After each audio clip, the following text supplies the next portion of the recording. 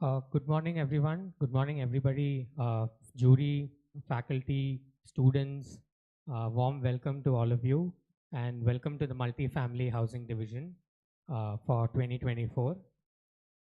So there is a big rise in demand for residential units in India. The demand is going up, and in the future we can see a lot of these apartments being built, and making them net zero energy, net zero water will be really important.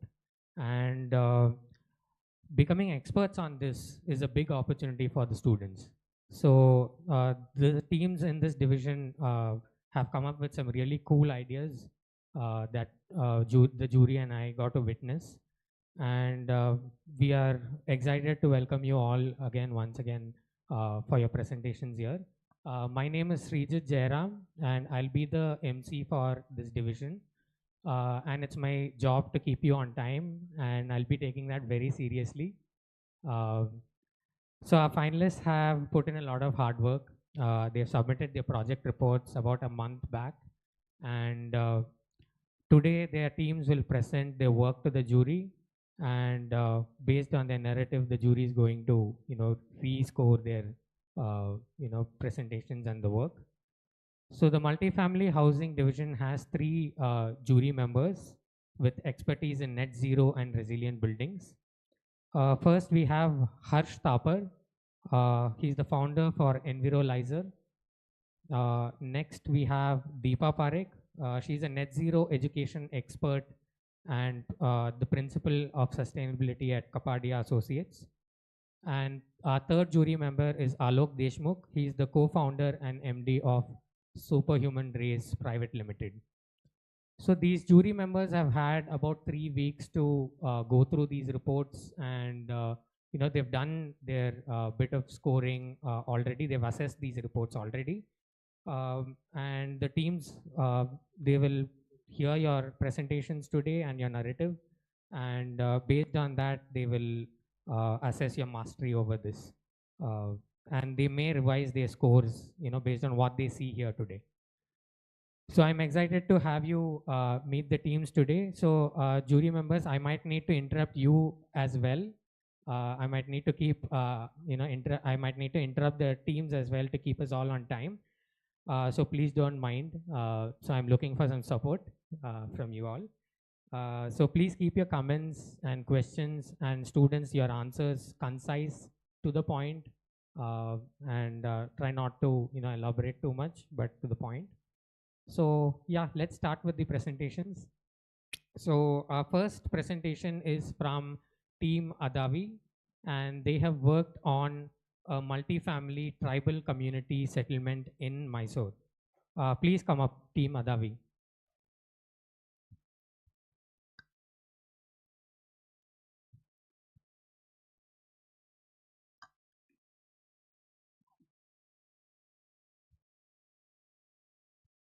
So team, you will have 20 minutes to present your work to the jury. At 15 minutes, I will ring a bell like this. And you won't have a 21st minute, which means that I will have to stop you at your 20th minute, and you will have to end your presentation then and there. After that, we will have a 10-minute Q&A with the jury members. So please keep your answers direct and to the point. Okay, so the stage is yours. All the best.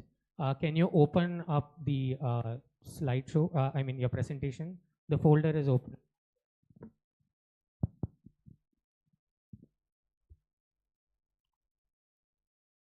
And please go to slideshow mode.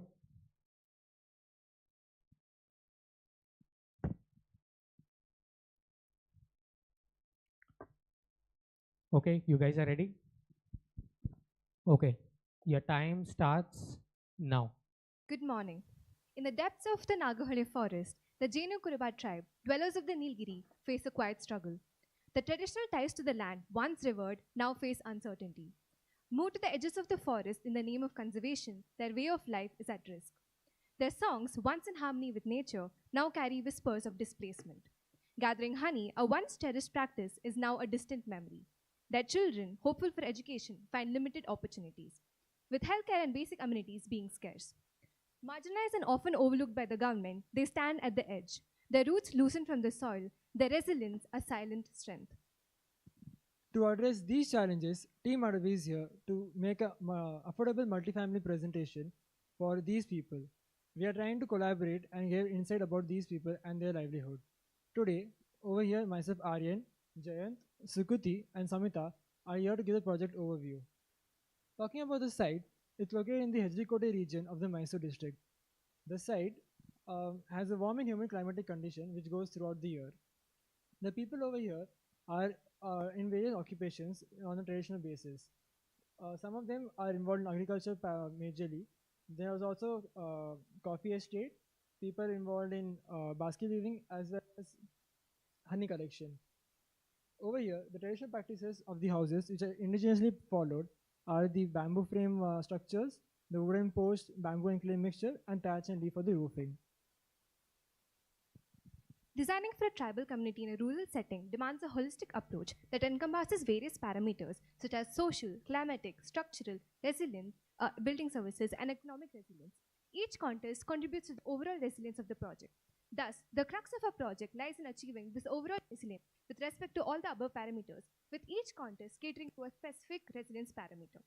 For social resilience, we are addressing social cultural issues in the region, with the site being adjacent to open spaces that address community building and spaces like skill development through vocational centers, and local materials like bamboo being grown adjacent to the site that caters to the structure of the housing as well as furniture. Climatic resilience has considerations for health, well-being, and embodied carbon through use of optimum materials. Structural resilience caters the problems of innovation and engineering, such as poor construction practices, high costs, and loss of traditional practices. Resilient building services have passive and active strategies that cater to the poor energy and water systems. Economic resilience is addressed at the macro level development that caters to the economic upliftment of the community. Moving on to architectural design. Recognizing the larger challenges faced by the community, such as cultural erosion and forced displacement, requires us to have a three-level approach. One at the residential zone, then the community upliftment zone, and the forest edge zone. The forest edge is treated with a trench and a biofence as the primary line of defense against animal attacks. This is further reinforced by a secondary layer of biofencing closer to the housing units. The macro-level development plan includes small-scale agro-based manufacturing units, incorporation of bamboo cultivation and apiary garden, pollinator garden and apiary units, in addition to vocational centers which help in skill development. This results in better economic income generation for the entire community. The chosen site has a 9-meter contour drop over a 200-meter length, thus providing an optimum slope for buildability. The site is adjacent to the present Basavangiri Hari A and the local government school, with in addition to having multiple trees in the site, improving the microclimate in itself. Lack of any valley or ridges in the site requires us to have water channels to ensure to prevent sheet flow erosion. The linear access pathways are laid in the north-south axis to ensure lesser contour cutting. The orientation of blocks is such that it reduces the incident heat gain and improves the wind flow pattern throughout the site. Our approach, in a sense, caters primarily to the residential zone and at the larger extent caters to the forest edge, incorporating multiple different factors in the process. The master plan for a residential unit contains, residential space contains 70 units distributed across 8 clusters, each cluster containing 10 to 8 housing units of 3 different typologies, incorporating different family structures within the same. The entire site is left largely porous in order to ensure better integration with the existing community. It also improves better interaction within the proposed design. Vehicular and pedestrian circulation ensures that the prevalent mode of movement of the tribal community is safeguarded, and the vehicular movement incorporates the future needs of the community. Social cohesion is achieved in the master plan through the 3-level node hierarchy, the primary, secondary, and the tertiary nodes. The primary node encompasses a community center, which acts as the focal point for traditional tribal practices for both the existing community and the proposed community. The secondary node is a landscaped space that reduces the that improves the microclimate of the site and acts as informal zones for activity between the clusters. The tertiary node is a semi-private open space enclosed by the housing units, mimicking a courtyard effect. The housing units are arranged to improve interaction between each houses during the day.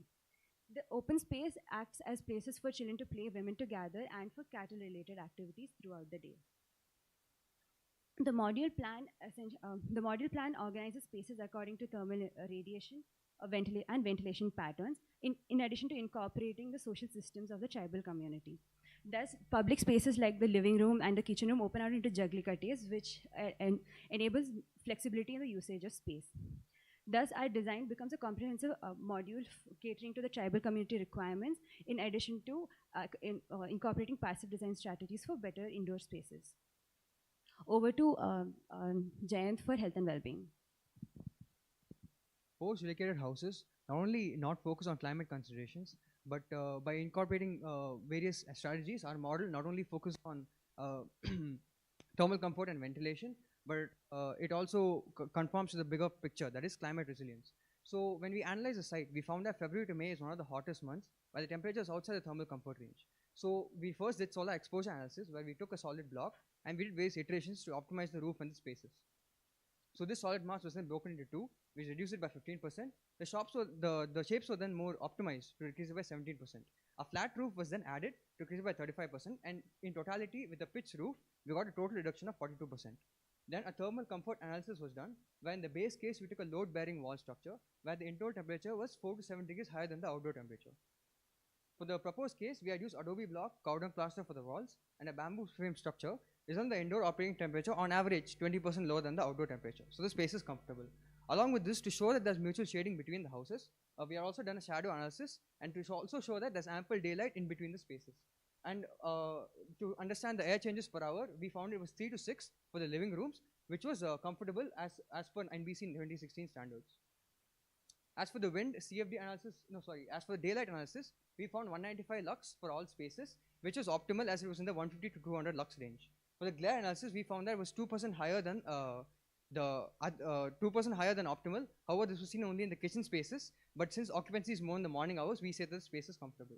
As for the wind, we had done CFD analysis where the western space was a 6 to 8 Pascal and eastern was a -6 to -4 Pascal. So we can see that the cross ventilation is present and the space is comfortable.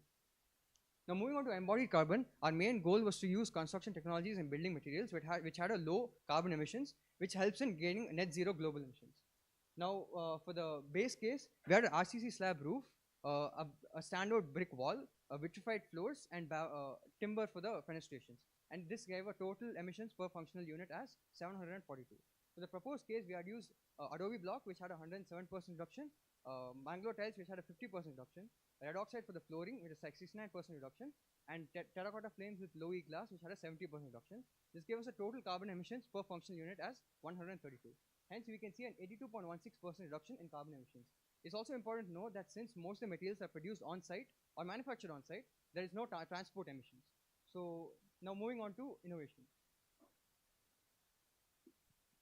Recognizing the limitations of the existing structure, we propose a structural system that leverages the expertise of the tribal community that engage in bamboo craftsmanship and weaving. Our overall construction costs are 25 to 30% lower as compared to a typical RC frame structure due to utilization of these locally available materials. On-site produced Adobe blocks of sizes 200 into 300 into 130 mm have high thermal mass, thus ensuring comfort, durability, affordability, and sustainability. Further, bamboo, having its high tensile and compressive strength, is catered to a column of size 200 into 300 mm. It is treated on-site with the boric borax method, making it construction ready within weeks of harvesting. Additionally, we have a sliding rotating partition wall system that gives flexible interior spaces. We have innovated on the mechanism of the working of the stopper that locks onto the track at a 45-degree angle, which caps the rotation to a 90-degree angle, ensuring the pivot does not rotate about its own axis for a smooth functioning of the system. In addition to the structural innovation, we have proposed modular and flexible furniture that are made from various parts of bamboo, such as bamboo shoot, mat, and woven bamboo fiber. By involving the local community in building these furniture, we have eliminated transportation, material, and labor costs, and thus it makes it 50 to 60% cheaper than outsourced options. To address the universal accessibility criteria, we have provided ramps such as this, which can be converted into an informal seater to cater as and when needed. To address the impact of our innovation, we can see that by redefining a typical RC frame structure, we have proposed the idea of a bamboo structural system that completely negates the use of concrete, ensuring a net zero building component.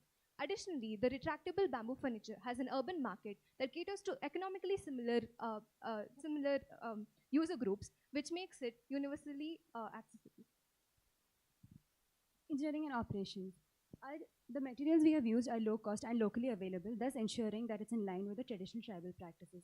This ensures ease of maintenance and repair in the future at a much lower cost. The joinery systems incorporated are also similar to the tribal structural systems.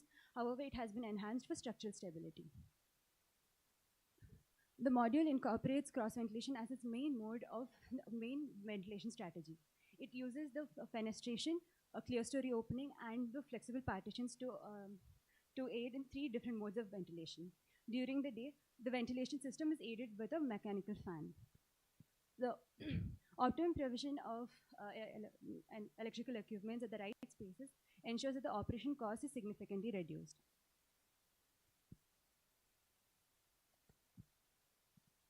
Moving on to affordability, the key of our project was to make a low-cost, affordable housing for these people and the tribal groups. To achieve this affordability, we have seen a reduction of 23% in the total cost of the project due to passive strategies, due to use of efficient techniques and materials on site. We have also noticed that there's a 24% reduction in the LCC cost of the project because of the on-site generation and the use of materials strategically. Moving on, this is achieved by 2 ways. The direct way of achieving a low-cost practices is use of rainwater harvesting, the local labors on site, as well as the biogas plantation. There are also indirect ways in which we have to achieve this affordability is via the reduced service and operational cost of the project.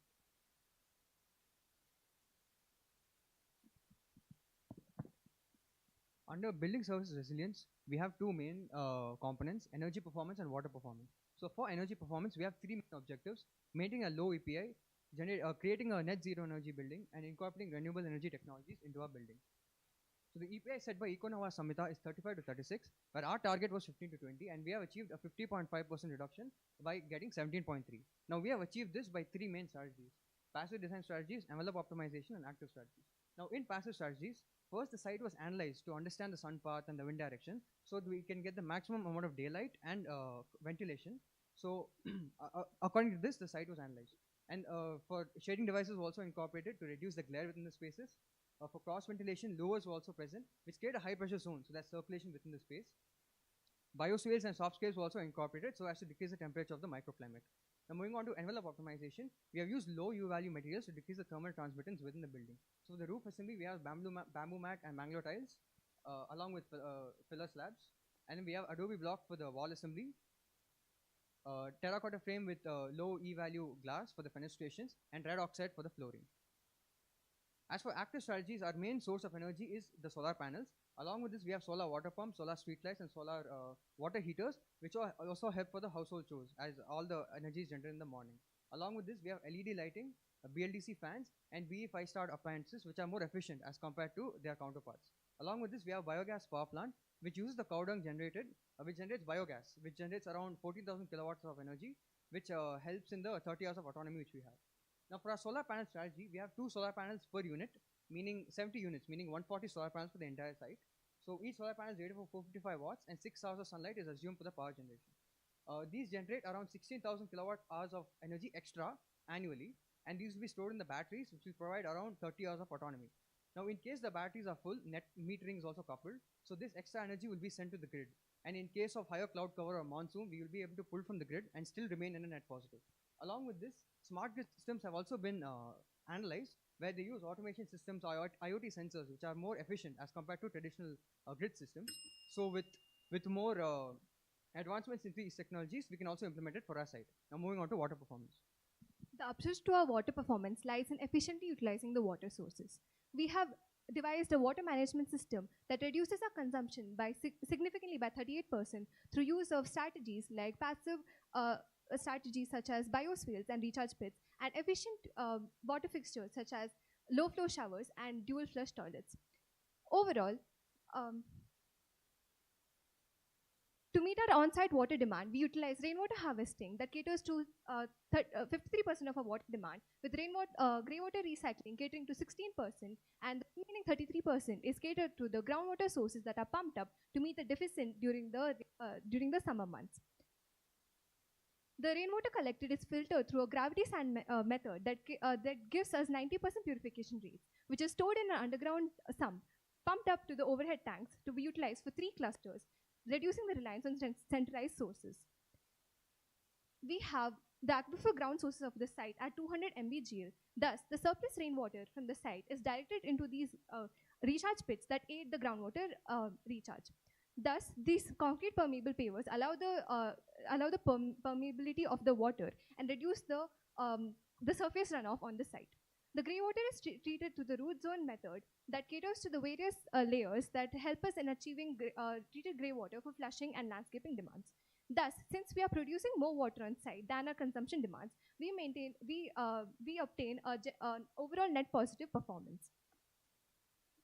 We also collaborate with SAHAS, an NGO, to develop an eco-STP that caters to our grey water treatment processes. Thus, overall, we achieve a 3-day autonomy period for water. Moving on to the waste management systems, the primary waste generated on site is agricultural and thus treated with methods such as biogas plants and pile composting. This can be utilized to make sludge that is marketed and sold as manure, thus enabling additional income generation features. Since non-biodegradable waste is comparatively lesser, it is sent to the PME units for proper disposal. The biogas plant generates biogas that is utilized to generate electricity that gives us 38.7 kilowatt hour per day. The STP capacity caters to the black water generator on site. The pile composting utilizes agricultural waste and undergoes this layered process with materials such as straw and dry husk. Moving on to engineering and operations.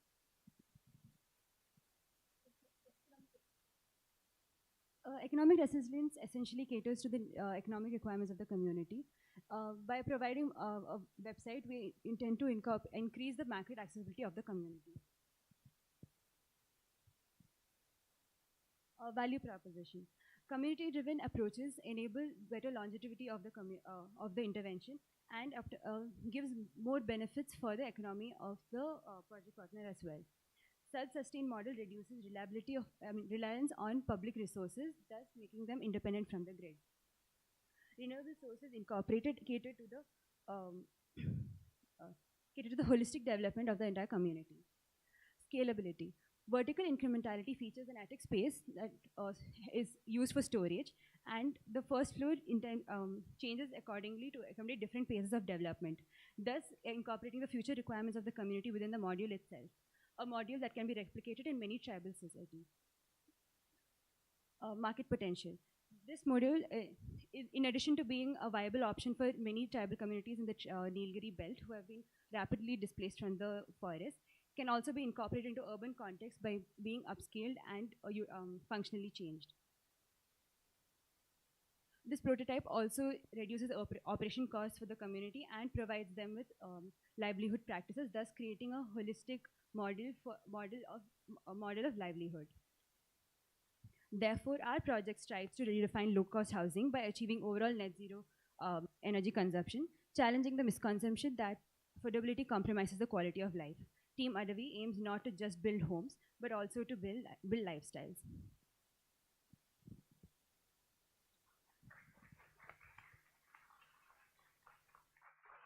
Wow, that was very, very well planned.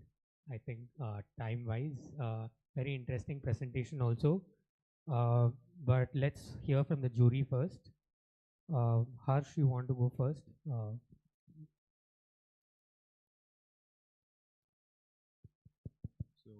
Can you hear me? Yeah. So, team, congratulations. I also felt that you've done a great job.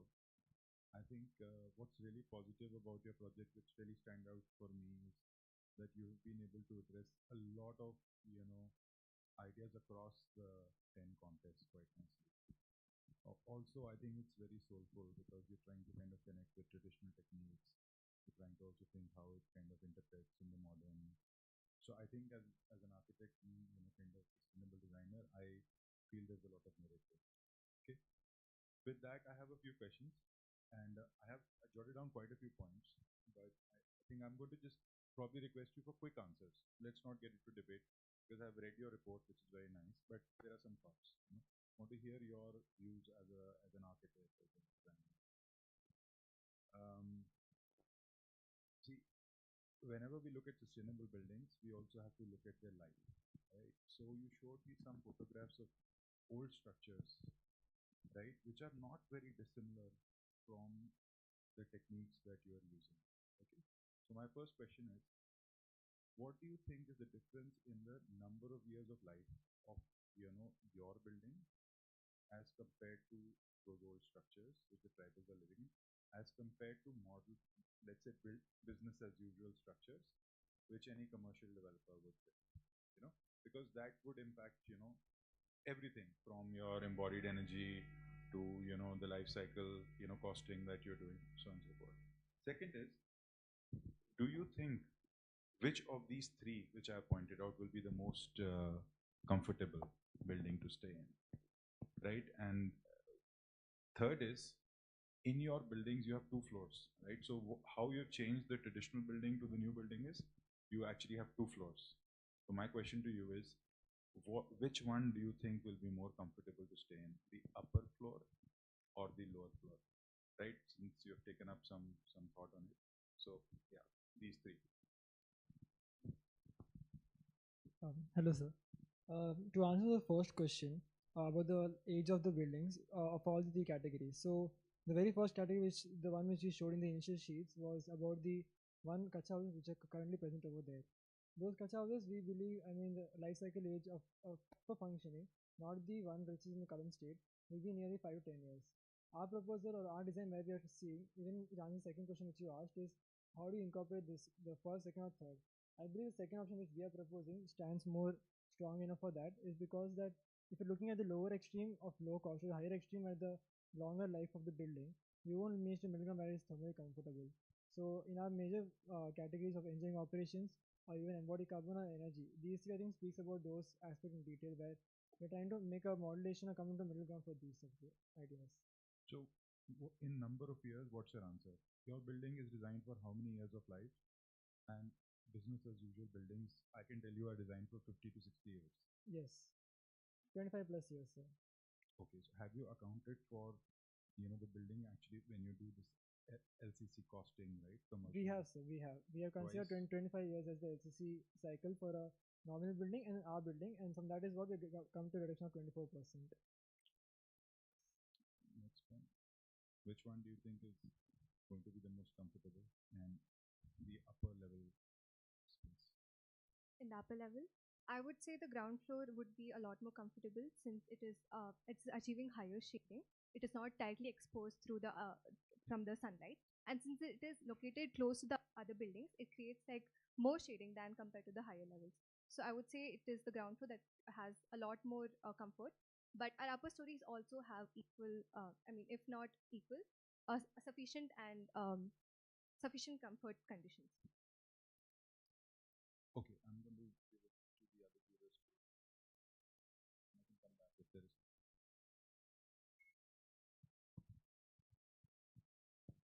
So first, I'd like to say big congratulations to making it to the finals. Very good project. I really like the way you put together your report that we went through earlier. Good graphics, and it's easy to understand as well. What I like is that it's a well-rounded project. That's what stood out for me overall when we reviewed the project. Some quick questions. I'm not sure if you've changed in your final design, but it was not clear to me. You've mentioned that you studied the site and the blocks are oriented north-south because that's more favorable. Roof oriented like that? Or have you changed the roof, or is the same as what you had earlier? It's the same one. It's the same? So what are we looking at here? The roof is facing east-west? Yeah. Yes, ma'am. The roof is facing Right? east-west. But the units are north-south. Correct? Yeah. So like essentially I'd open it, Our Yeah. fenestrations are all oriented to the east and west direction, incorporating like sufficient daylight from the during the morning, and like there is a slope from west to the east, so the western sunlight is also equally reduced. That is the presentation. So there are a few points you made. You have, you said that your proposed design has better daylight, better ventilation, and you also have rooftop, solar water heating and solar PV.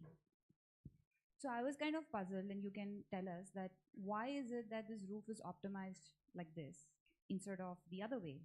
Is there a particular benefit in having the roof sloping this way versus the other way around, where you could actually have put the solar PV as well?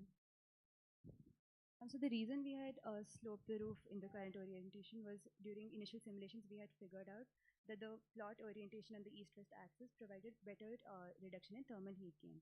So that's having our longer units in the same side, and it provided for better ventilation strategy, better wind movement.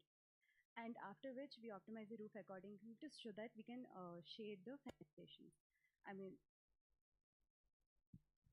Sorry, just to add on to that, also one more reason why and the entire envelope is made in such a way is because the wind direction when we analyzed initially, it came probably from the western side.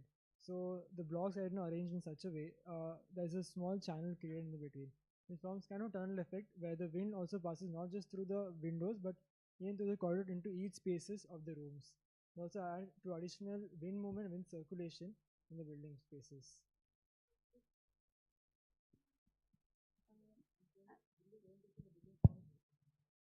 Right. So you've optimized ventilation.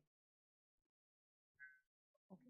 Any And comment on the roof essentially like shades the walls accordingly is what I meant. So it proved to be more in the current site. It proved to be a more viable option than the north-south orientation. That would be traditional.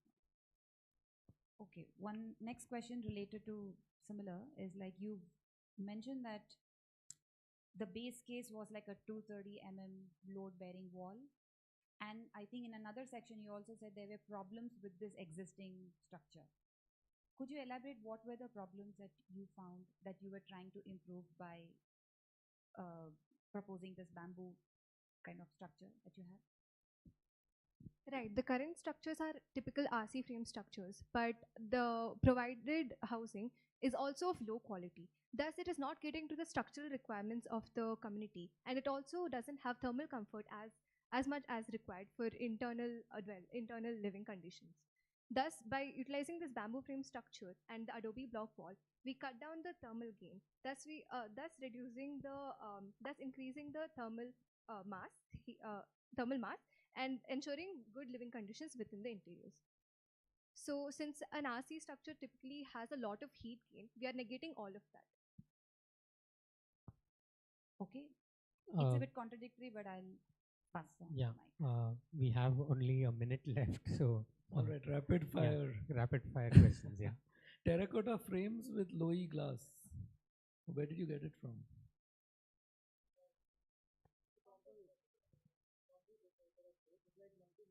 Where from? Who's the manufacturer?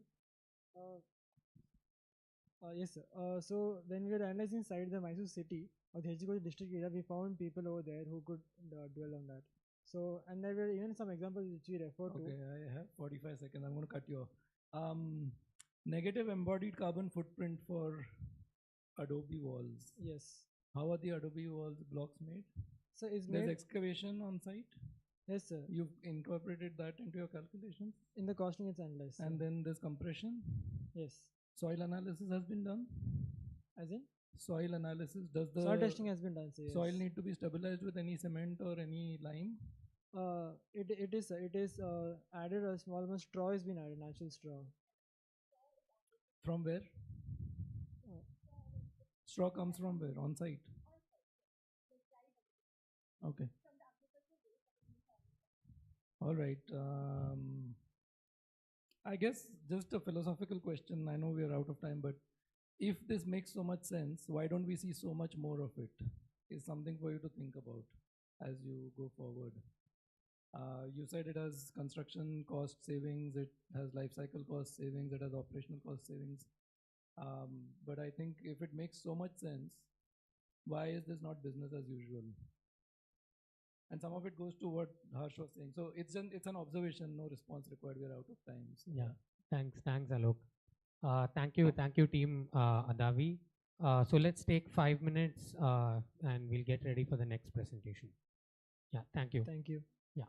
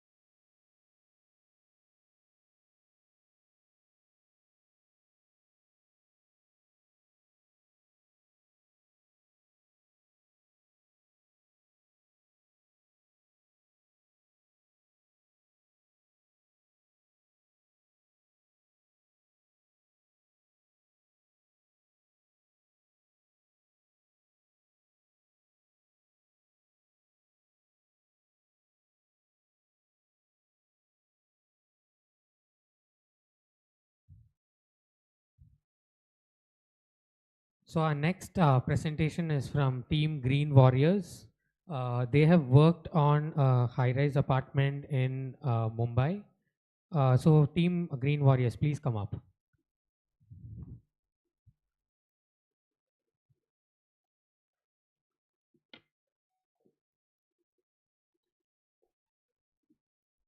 So team, very similar, same instructions as the previous team. You'll have 20 minutes to present your work. At 15 minutes, I'll ring a bell like this, and you won't have a 21st minute. So I'll need to stop you at your 20th minute, and after that, we'll have a 10-minute Q&A with our jury members.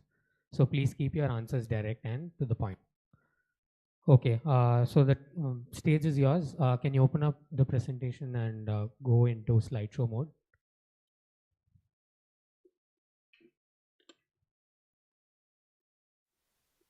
Okay, and your time starts now. All the best, team.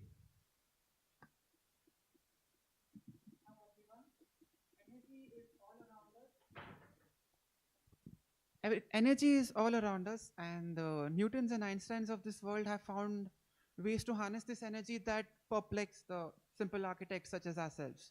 Maybe it's time to change that. Maybe we understand the true essence of energy and find ways to apply it. Team Green Warriors from D.Y. Patil University, Pune, have tried to find this connection between architecture and science, and this is our presentation. So we cannot start this conversation without talking about the city of Mumbai. And here are some clips where we consider the electricity consumption among various cities in India, while Mumbai lies on the top of it. So electricity becomes our primary concern. In terms of climate, Mumbai has a tropical heat which is coupled with relative humidity, which is up to 70% throughout the year, which also becomes our primary concern. As Mumbai is depleted now of any new land for construction, reconstruction becomes a major form of construction in Mumbai. So this leads to a relentless cycle of reconstruction, demolition, and reconstruction of the projects. In demolition, we generate large amounts of non-biodegradable waste, which is still a problem to be solved in Mumbai. So Mumbai is a highly congested and saturated city wherein it pulls a lot of energy and resources from the nature.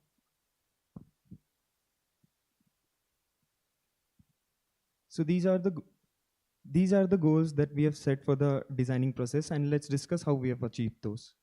During our architectural curriculum, we would always come across this term Venturi effect, which simply means passing down air to increase its velocity through a small funnel. There was about a month and a half of intense and continuous CFD calculations where we came across that there are 5 crucial features that we required for our building form, and that were wider windward opening, narrower constriction of 5 meters, curved walls, narrow longer stretch, maximum negative pressure on the leeward side of the form.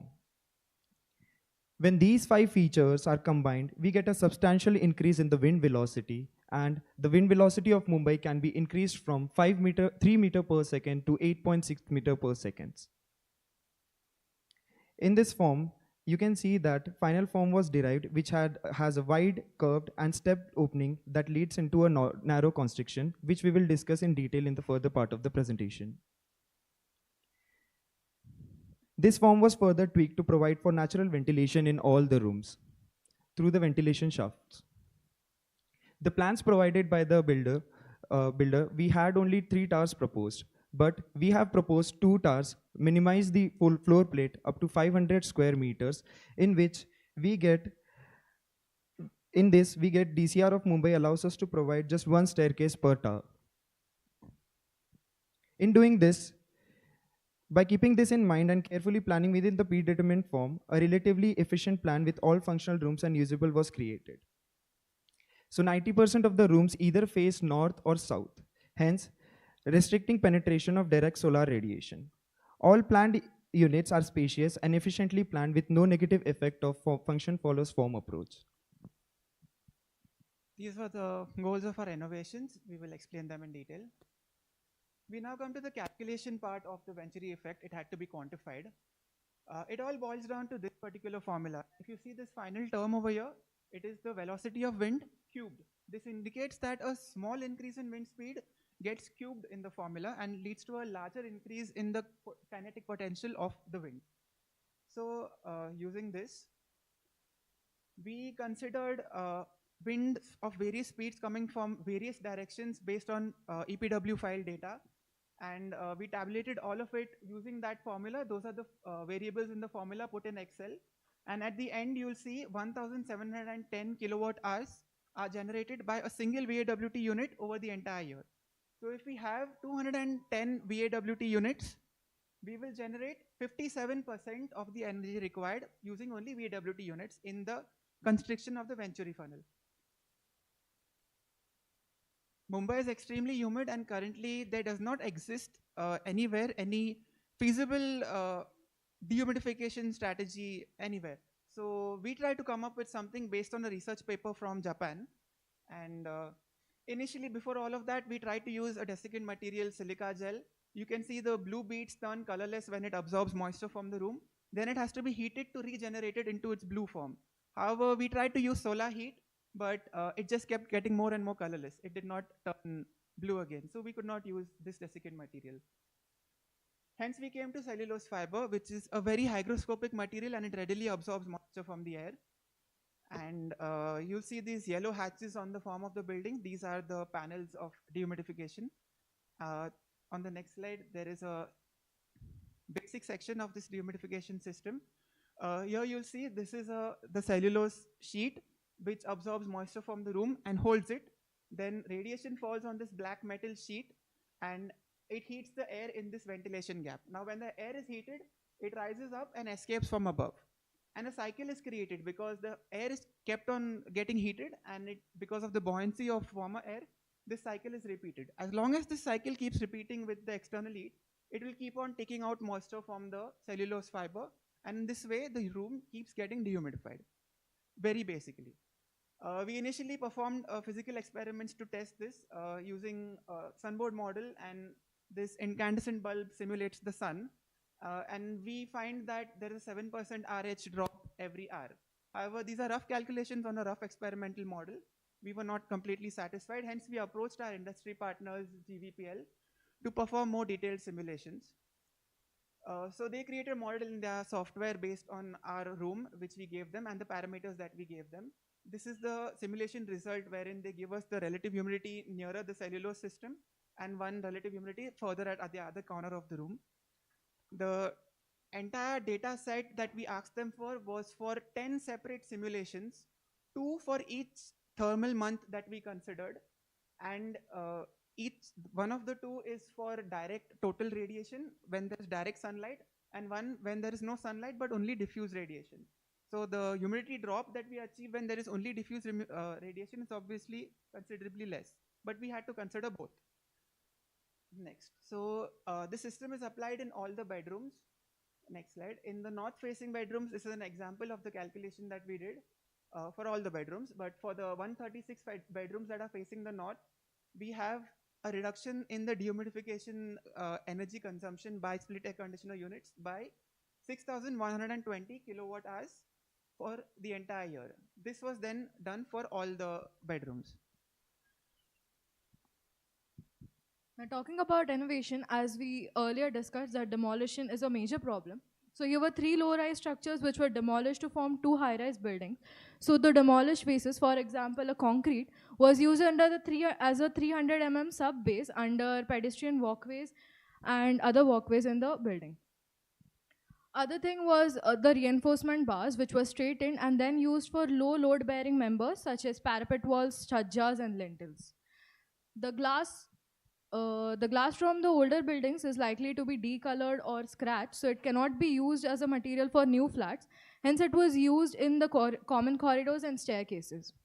Talking about the demolition bricks, we performed an experiment where we soaked the used bricks in muriatic acid for 24 hours in order to separate the cement from the bricks. But we understood that this experiment takes long labor hours and also increases the cost. Hence, we use these bricks in toilet sunk slabs as well as in terrace BPCs. As it's a new building, there are new electrical appliances which are being installed, and these appliances come in a thermocol packaging, and thermocol is a highly non-biodegradable material. Hence, we propose to use it in the form of, it is to be crushed and then it is to be used in the topmost terrace floor slab. All the alternate materials mentioned are used for the new constructions, contribute to the reduction of embodied carbon, but a major reduction in the embodied carbon comes from the earth excavated on site. So the excavated earth for the construction of the basement is used for creating the sun-dried adobe bricks. Here you can see the team activity doing soil test, preparing adobe molds, and also creating adobe mixture for creating adobe blocks. We created such 25 adobe blocks, and out of which we created a wall, and also one more wall we created through the normal burn bricks. We used a 100-watt incandescent bulb as a heat source, and we put in on either side of the wall, and on the other side we recorded the temperature, and we could see a relative decrease in the temperature on the wall created with adobe blocks.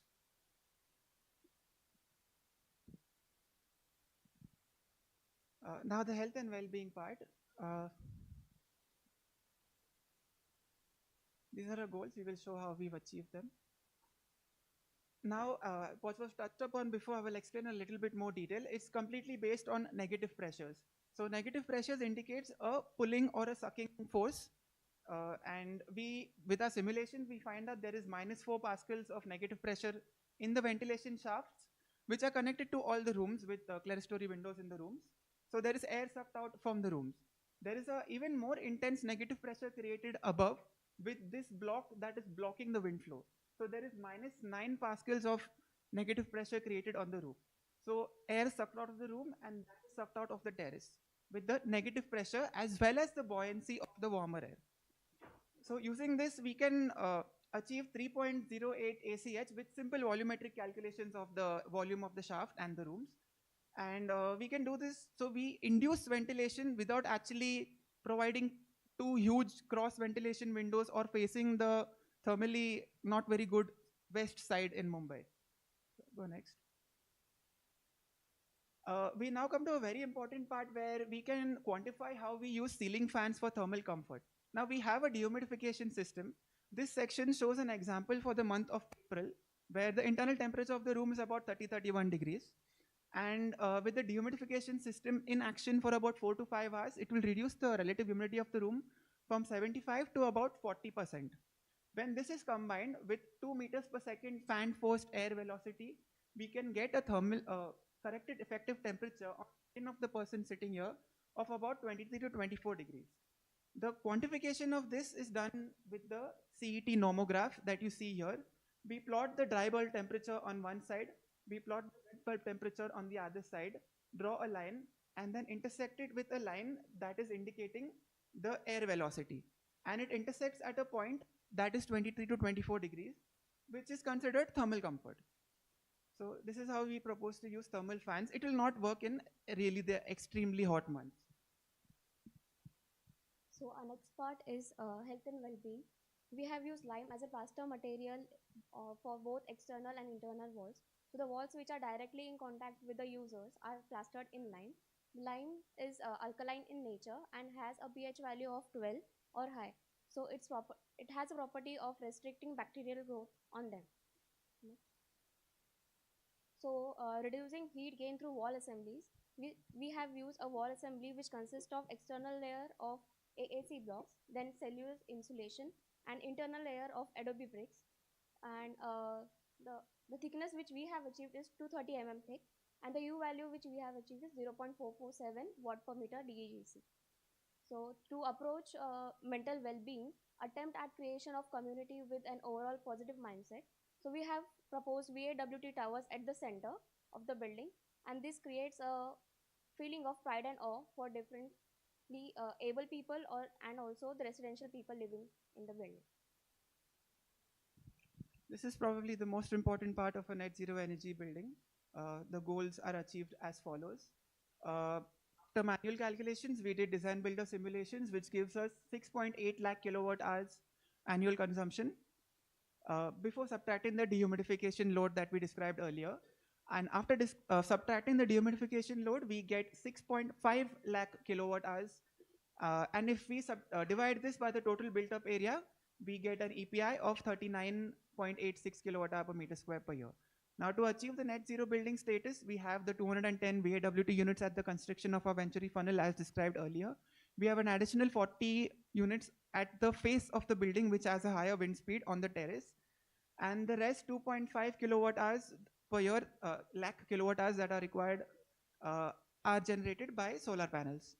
So in order to achieve the final net zero status, we require 250 VAWT units and 382 solar panels. We will now explain the water parts in brief. So coming to the water strategy, our initial aim was to achieve 90 liters per day, and after a market study of low water fixtures, we have achieved 97.05 liters per day. So this is an estimation of water consumption using proposed water conservation fixtures. One of the fixtures of full flush WC saves 25 to 50% savings. Next is half flush WC, which saves 25 to 50% saving, and other the same. So the water which is coming from bathroom sinks are sent to STP and are treated and recycled, and therefore this recycled water is used for landscaping, car washing and flushing purposes. Coming back to the embodied carbon section. So as we have described earlier, the materials which we have used to reduce down the overall embodied carbon percentage. So we have come up to 53.15% of reduction in embodied carbon. The base case embodied carbon was 55 lakhs 30,000 kg of CO2 emission, and the proposed case embodied carbon comes to 55 lakhs kg of CO2 emission.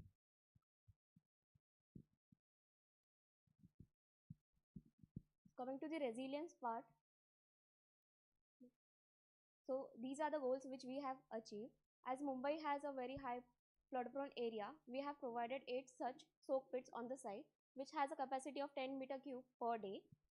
At extreme rainfall, this percolation ponds will cater this extreme rainfall and which has native plants on it. Next. So mitigating leakage and seepage of rainwater, we have provided bituminous waterproofing at the junctions of the walls. So these are some of the pictures which depicts that. Next. So coming to the solid waste management for composting. So this is the Ecotech model of Eco 500 composting unit, which generates 270 kg per day of compost, and this will be used for landscaping and other will be sold.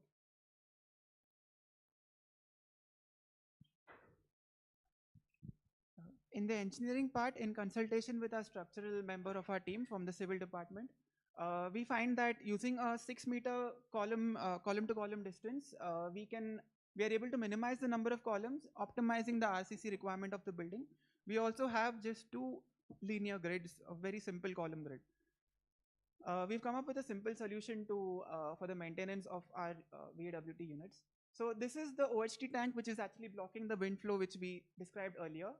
Water from this higher level tank is used to wash the solar panels on the roof, which are sloped towards a filtration chamber and a smaller OHT.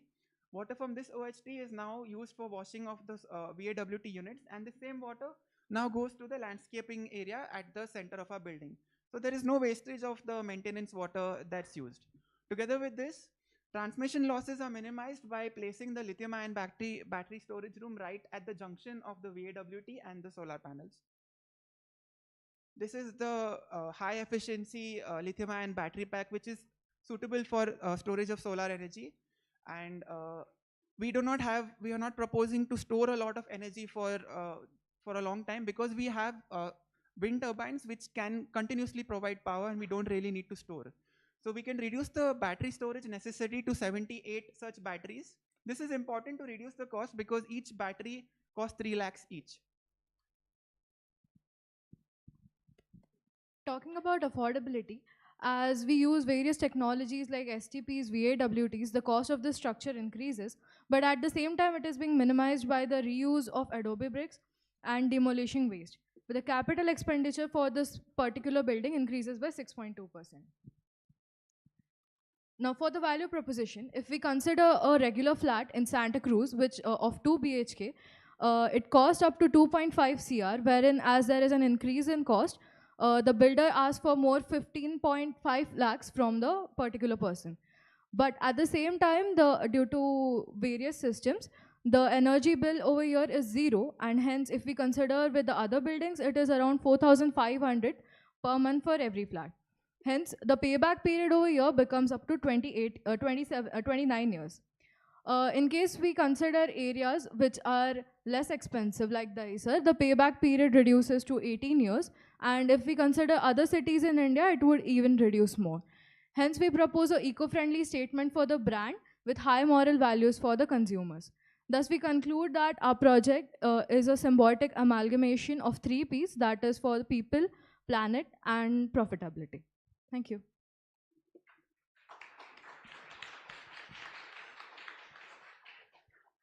Wow, again, well on time and interesting approaches to design. Jury will take your comments. Alok, you want to go first this time? Sure.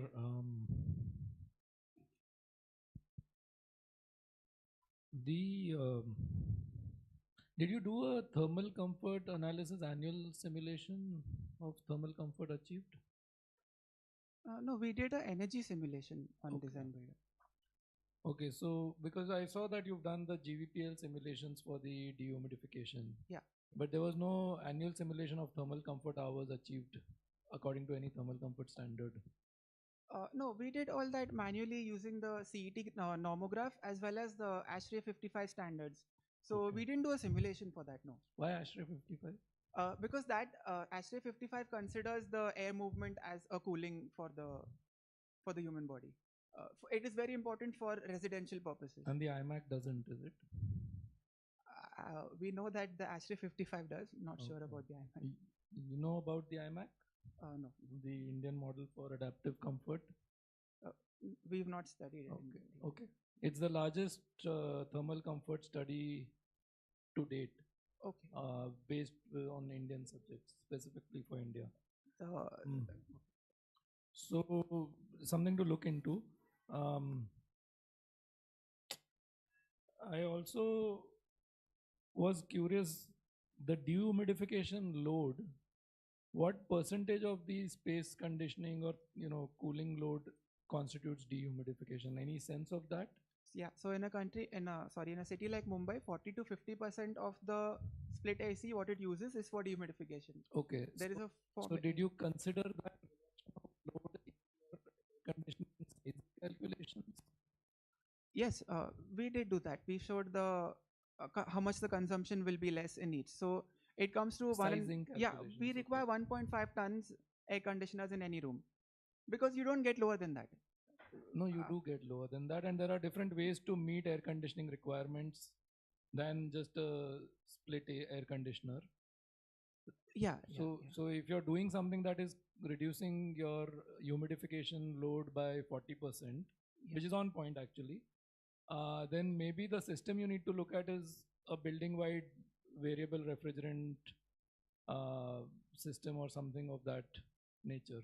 But anyway, so I think that you went along the right path with regards to like going after dehumidification, but then the system selection was, in my mind, it left a little bit of room for improvement. We did discuss a VRF kind of system, but we decided not to go for it because people are not living in the flat most of the time. You know, they go for work and they are only there for some time in the morning, then they come in the afternoon, again they go out.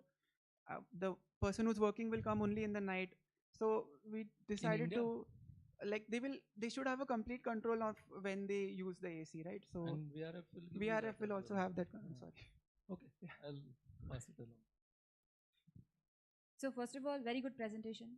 The pace was good, your slides were nice, and I thought you balanced the design with the tech thing as well. I like that. Your experiment on dehumidification, you said that exposure to solar heat is important, right? That's where that whole airflow is going to happen. Yeah. So essentially, this is a daytime strategy? It is a daytime strategy, yes, but it dehumidifies the room so that it can then be used in the night. When the room is closed and the split AC is used, it will have a low humidity content. Okay, so the studies that you showed with the reduction in percentage of humidity, there were several months that you looked at. So that is not a daytime, nighttime scenario. That is just a daytime scenario. Yes, and that is a daytime. You're saying that your comfort is achieved, like the CET that you did, it is just overall. Yeah. That doesn't differentiate a daytime and nighttime. No. Right? No. So something to think about is there are a lot of internal heat gain sources, and the CET is a good thing to look at, but it doesn't give you the entire picture. So you can't exactly conclude that given the temperature and the humidity you would achieve comfort. You want to also check if there is occupancy, lighting, all of that. That will happen in nighttime. So that's why we have to do the entire day and entire year scenario, something that you can consider Right, yeah. going forward. Okay, over to Harsh, and if there is questions, then we can ask more. I mean, if there is time. Sure, I think I'll try to be quick. I think a good presentation. Thank you very much. I think I like the fact that you're taking a science-heavy, process to finding solutions. But I, with that positive, I also have some critique. Like as an architect, I think design is a lot to do with multiple criteria getting integrated into something that becomes extremely livable for people. I did not see any slide where you talk about the livability of the building, the spatial quality of the building, what are the spaces around it. In fact, your report did not have it. This did not have it. That's one comment. That's not a question. Okay, so that's a bit of a miss. Hence, from your people, planet, profitability, I am not very convinced that it's a very people-friendly building. I'll tell you why. I have big concerns regarding wind as a driver for the form of the buildings, because it actually is something which you cannot control. Right? Sun is extremely predictable, and wind you cannot control. I'll give you an example. Have you heard recently about what happened in Mumbai last week in a storm where this large board fell? You just showed me a graph where you're saying wind speeds in the middle of your apartments, where people are walking, where you have put those trees, is going to be accelerated 4 times. From 3, you said something like 8 or 9 or something like that, on an average. Just imagine what happens in a storm, right?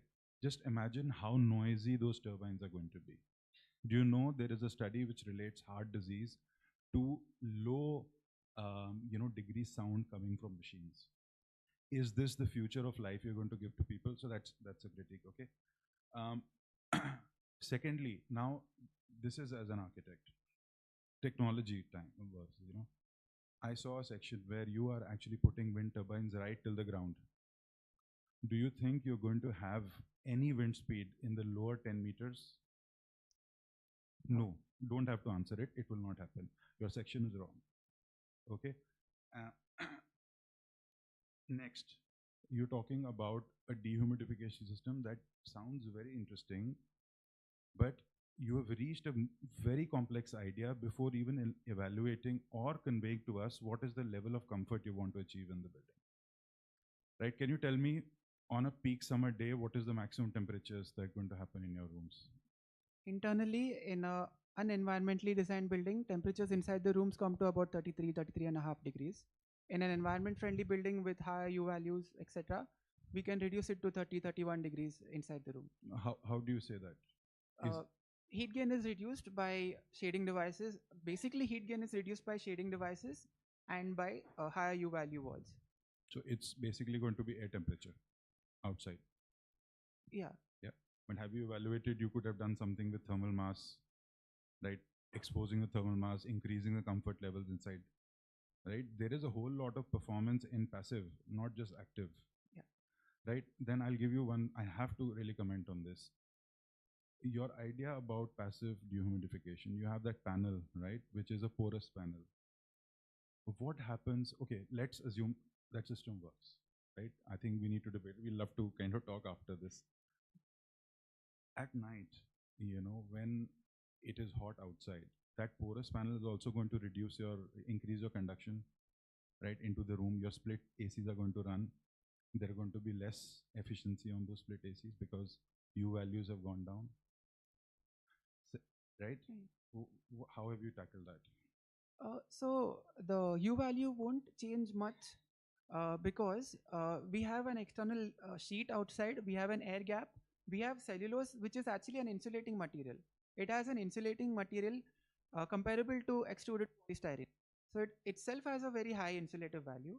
And in front of that, we have a jali work to protect that. So there is already a quite multiple layers of assembly there.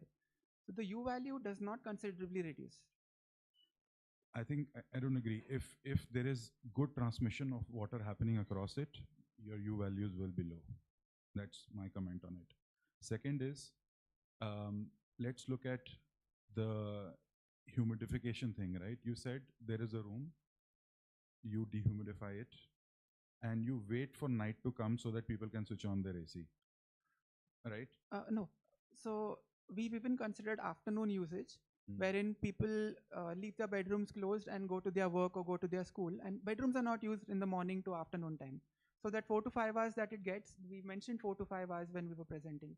That is sufficient time for a almost 30% drop in humidity in most months. Okay, and what happens when you come and open the door?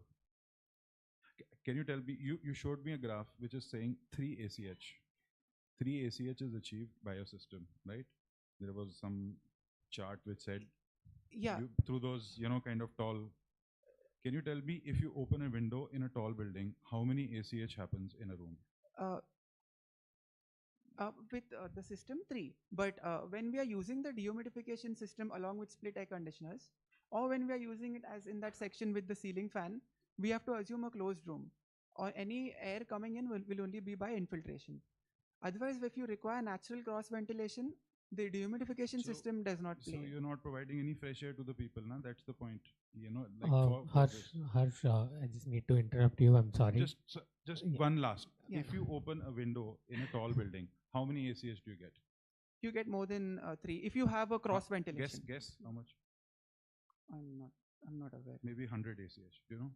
So in a tall building, trying to get these tall shafts to achieve 3 ACH with that system is nothing. You just kind of open a crack and you get like tons of ACH of fresh air going through, right? We'll talk more. Sorry. Yeah. Thanks, Harsh. Sorry, I really loved it, but because there are a lot of technical things, I had to kind of get into it. But it's good effort. Yeah. Thank you, sir. Yeah. I actually do think that what you've attempted is actually really commendable in terms of like a science-driven, evidence-driven, framework for design decision making, form of the building, and it's where this needs to go. This discourse needs to go. But I think that there are a number of pitfalls, some of which I think you've actually fallen into. Yeah. Yeah. But it is a good job. Yeah. So I think we'll take the discussion outside. We can talk to them. So thank you, Team Green Warriors. Thank you.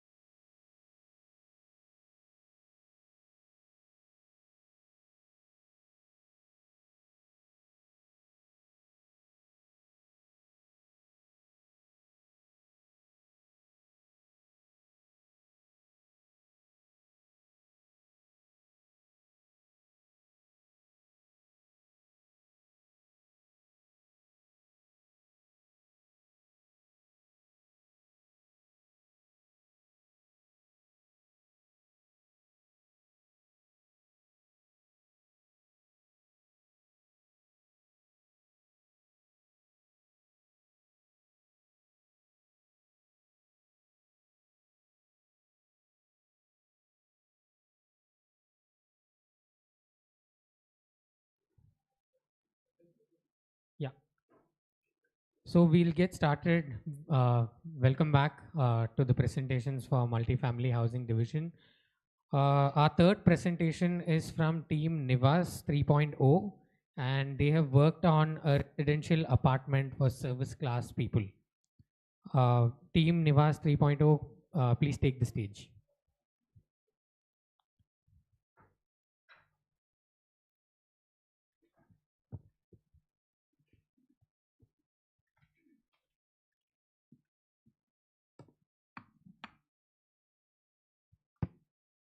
So team, same instructions. You'll have 20 minutes to present your work to the jury. At 15 minutes, I'll ring a bell like this. You won't have a 21st minute, and you'll need to end at the 20-minute mark. After that, a 10-minute Q&A will follow from the jury. All ready? All the best. Yeah, your time starts now. Hello everyone and welcome to the division jury presentation in the multifamily segment for Team Nivas 3.0. Our lead institute IEM Kolkata has partnered with Goa College of Architecture and UEM Kolkata to assemble a multidisciplinary team of architects, mechanical, civil, electrical and computer science engineers. And our project partner Naidu Medicare, in partnership with Design to Occupancy and Lloyd Insulations, aims to decarbonize the overlooked Tier 3 towns such as our project location, elaborated on by my co-presenter Mobuni. Talking about the location, it is located in Madhepura, Bihar, and it has a residential and agricultural neighborhood. The climate type is composite. We say it is a very well-connected site. Why? Because the site opens to the West Bypass Road, which is further connected with NH 231, and within 2 kilometers, we have a newly constructed bus stand and a railway station. Other amenities include an eye hospital, educational facilities, and a railway coach factory. The wind direction is predominantly from the western and the eastern side. The sun path shows that the sunlight comes from east to west. The site area is of 2,500 square meters with a proposed build-up area of 6,250 meters square. We have achieved an FAR of 1.2. There are 2 silt floors and 6 residential floors, which contains 30 units of 2 BHK apartments and 3 duplexes. It is built in compliance with the Bihar bylaws and NBC 2016, which gives us 60% of green space, which helps the residents stay in contact with the local environment.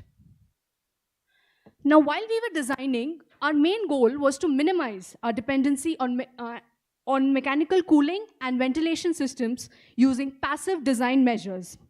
The building was elongated along the east-west direction and divided into 3 blocks, which enhanced cross ventilation. Green terrace enhanced the wind movement in the interior of the building. The sun path shows that the western and southern facades received extreme and harsh sunlight, which in turn has been countered by louvers in the balcony and overlays in the balcony and louvers that act as shading. The master plan shows that the elongated building footprint and the silt parking floors.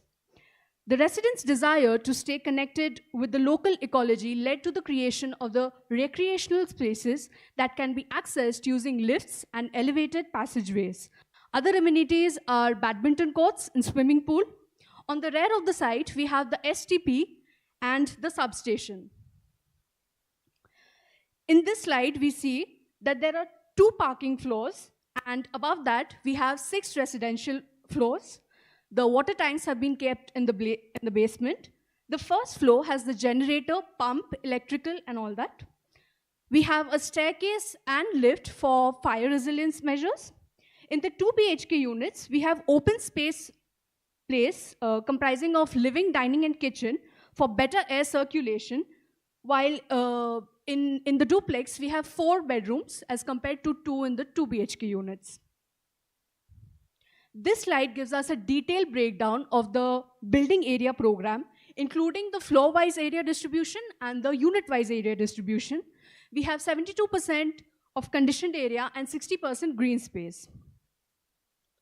In this slide, we see the isometric views of the 3 kinds of 2 BHK units that we are giving, as well as the duplex unit. We have bettered the internal air movement using passive design measures. Our 2 BHK, because there are three kinds, it ranges from 73 meters square to 79 meters square, and the duplex area is of 177 meters square. These, before Vicky tells us how we achieved net zero in energy and water, here are the renders of some of the parts of the building, as in this, the silt floors, the parking. We have the passages that connect the area landscape. I'll give it on to Vicky now. So we have successfully achieved net zero energy for our building through an iterative approaches combining building envelope intervention, active and passive design measure, and on-site renewable energy. The building was first modeled in Design Builder for simulation, and climate analysis was performed. The base case for the building is red brick and SGO windows. Similarly, the base case for lighting equipment and HVAC load were set up, and these help to reduce the energy demand by 55% and energy performance index from 89.76 to 40.45. And this is our following simulation are the optimization analysis result, and these help to show our optimization result and optimization result 2 and the design parameter. EPA reduction graph shows the milestone towards the net zero energy from different design cases. In design cases 1, we using RCC block, and followed by design case 4, we use fly ash brick and SGU windows, and in design case 8, we use shading incorporated. From design case 14, we use higher efficiency HVAC system, which further discussed in health and well-being. And to get the energy demand, we use distributed RE generation system with 172 kilowatt power on on-site solar generation, biomass energy, and storage module. And we also achieve the net zero energy by the diversity factor of 80% of peak load, and the is used for the high peak load and for emergency. So for water, as per NBC 2016, we get total up to 58 occupant, including resident, caretaker, full-time caretaker, and guest. And this we achieve by including a design case with faucet, closet, and aerator, which reduce the wire consumption by 28%, and the design case which reduce the water consumption by 45%. And the next the water to meet water demand, we have calculated site area rainfall of about 1.8 megaliter, and also 9 KLD treated grey water and 2 KLD of treated black water, and through the catchment area of a 1500 square meter. Without potable water, there are 70,000 kiloliter water available against the 5,000 kilo water demand, with a net zero approach of 1.37, and with adding potable water of 1,000 kilo water, which given the net zero approach of 1.13, and surplus water can be used further for maintenance and for the maintenance. And the next slide will be done by our teammate Kausar. Thank you, Vicky. Now, there are a lot of eminent architects and engineers in this audience. So I asked them, and since they are masters of net zero design, I asked them, how can a building truly be net zero if these meticulously calculated parameters are not provided to the occupants, if they are not followed during actual operation? And what about retrofits during the building life cycle? What if they're not tracked? That is where our innovation CarbSense comes in. It easily onboards users, takes their building's design and operational data, it benchmarks the data, and provides PDF reports of their energy and carbon performance on demand. There's a built-in embodied carbon calculator, and it is linked with an IoT device that provides the real-time tracking of energy and operational carbon. The lab prototype that you saw in the previous slide has now been replaced with this compact 3D printed device that fits in the palm of your hand. Based on our simulations, CarbSense has the potential to save 18,000 carbon credits over a 50-year life cycle. And also, other than this, we have tested phase-changing material, particularly zinc nitrate hexahydrate, as a future-proof solution for the building's insulation. Based on our preliminary testing and also comparison with peer-reviewed studies, we find that a temperature reduction of anywhere from 6 degrees to 9 degrees Celsius is possible. Now, coming to the business side of things, we have targeted 3 specific client groups. First being the net zero designers, who can use the embodied carbon calculator, and since CarbSense by nature scales up to any building that wants to be net zero.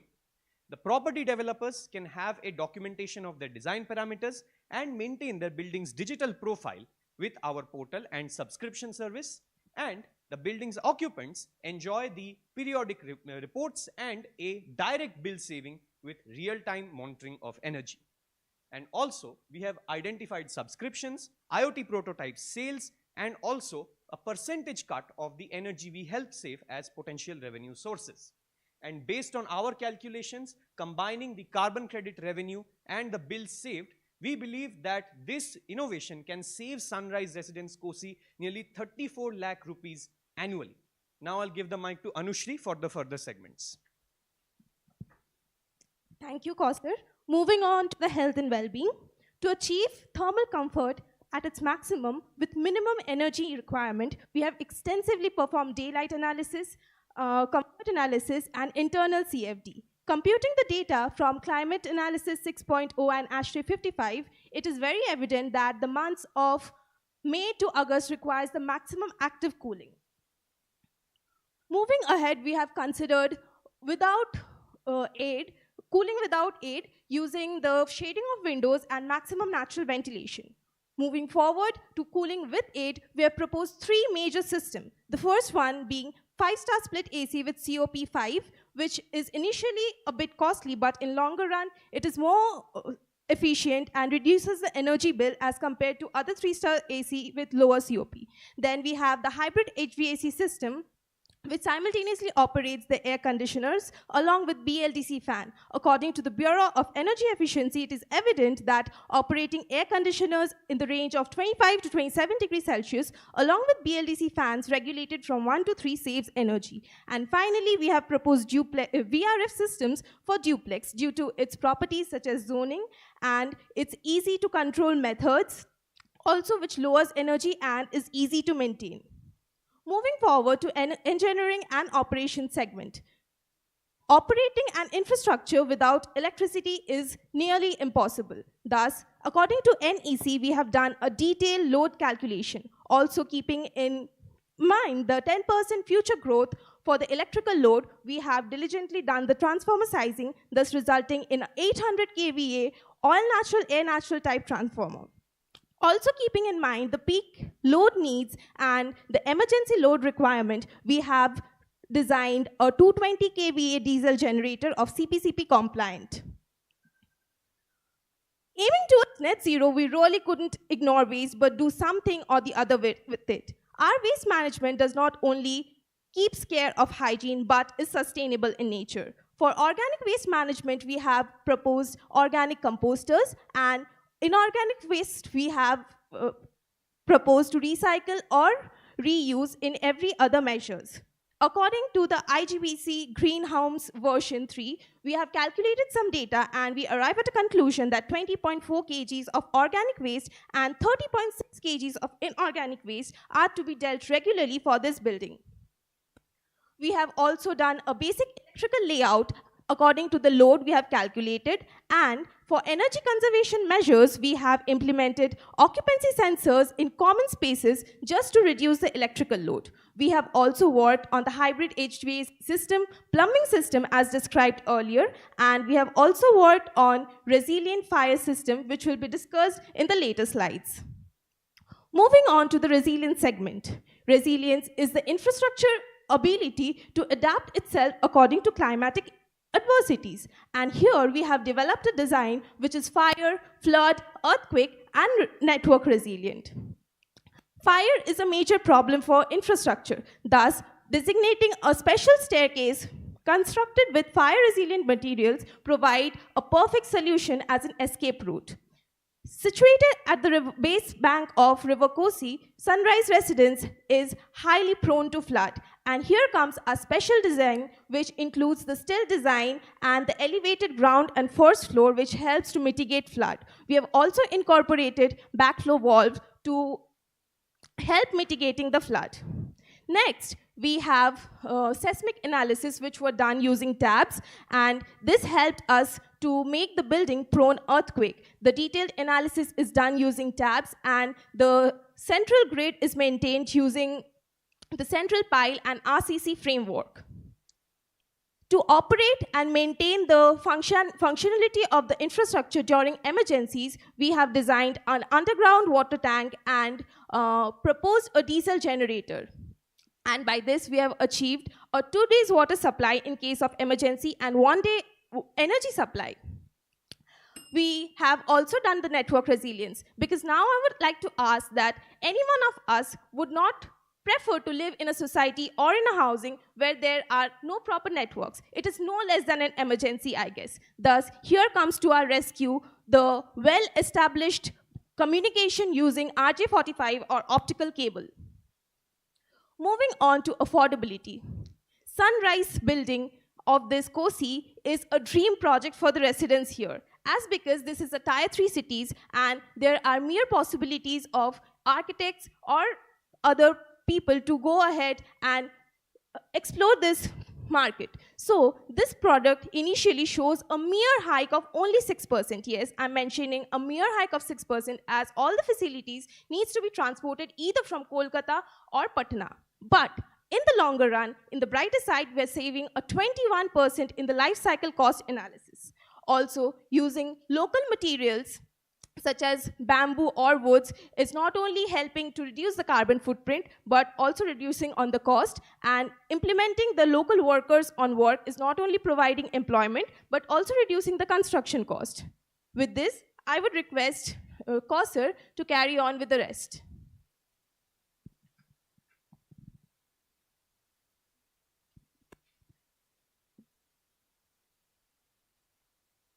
One slide is not loading. Yeah. Anyway, pardon the inconvenience. One of our slides is not loading. But basically, for embodied carbon, our approach has been to reduce the embodied carbon with local materials and maximize the potential of the site as it is close by to local wood and bamboo. For walls, we have used AAC blocks outside, but compressed earth brick blocks on the internal partition walls instead of red bricks. That reduces the embodied carbon of wall by 80%. Linoleum floor tiles instead of granite reduce the floor carbon by 75%, and also usage of wood for all the openings including the windows and the doors. It allows us to save the carbon by 72%, culminating in an overall carbon reduction of 50%. As we can see in the slide, we have the summary sheet, and other than that, we have integrated these embodied carbon calculations into the CarbSense embodied carbon calculator. As for the roof, we have not modified the roof structure because the simulation work was already too well developed. And of course, the structural component was left untouched in the interest of resilience. Now, why would anyone actually bother buying this? What is the value proposition? So, we offer the residents of Madhepura a net zero, resilient, low maintenance house which has premium amenities and also year-round thermal comfort. With our innovation CarbSense, they can make informed purchase decisions, they can have a track of their design documentation and also benchmarking and reporting.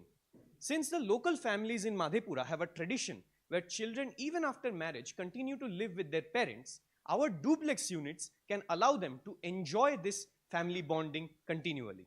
And moreover, we believe that this will be a service that can provide premium housing for the project partners, doctors, and also the skilled workforce that might want to come to Madhepura or are already there in Madhepura. And we believe this will be a very important first step in the great journey to prove that net zero is not just a rich man's game, and that even these overlooked tier 3 cities can actually aid in the decarbonization effort and make a meaningful impact. In conclusion, we have achieved net zero energy and water, and with our innovation and our year-round comfort strategies, we have integrated passive strategies and local measures, and also certain active measures such as the hybrid HVAC system. And of course, we have accounted for all the potential hazards that are caused in the location, and including the floods of the Kosi River, which culminate in a 21% life cycle cost reduction, 50% less CO2 with local materials, and ultimately a very attractive and appealing value proposition for both the project partner and the occupants, and a real effort into bringing the entire country into this race of net zero. Thank you.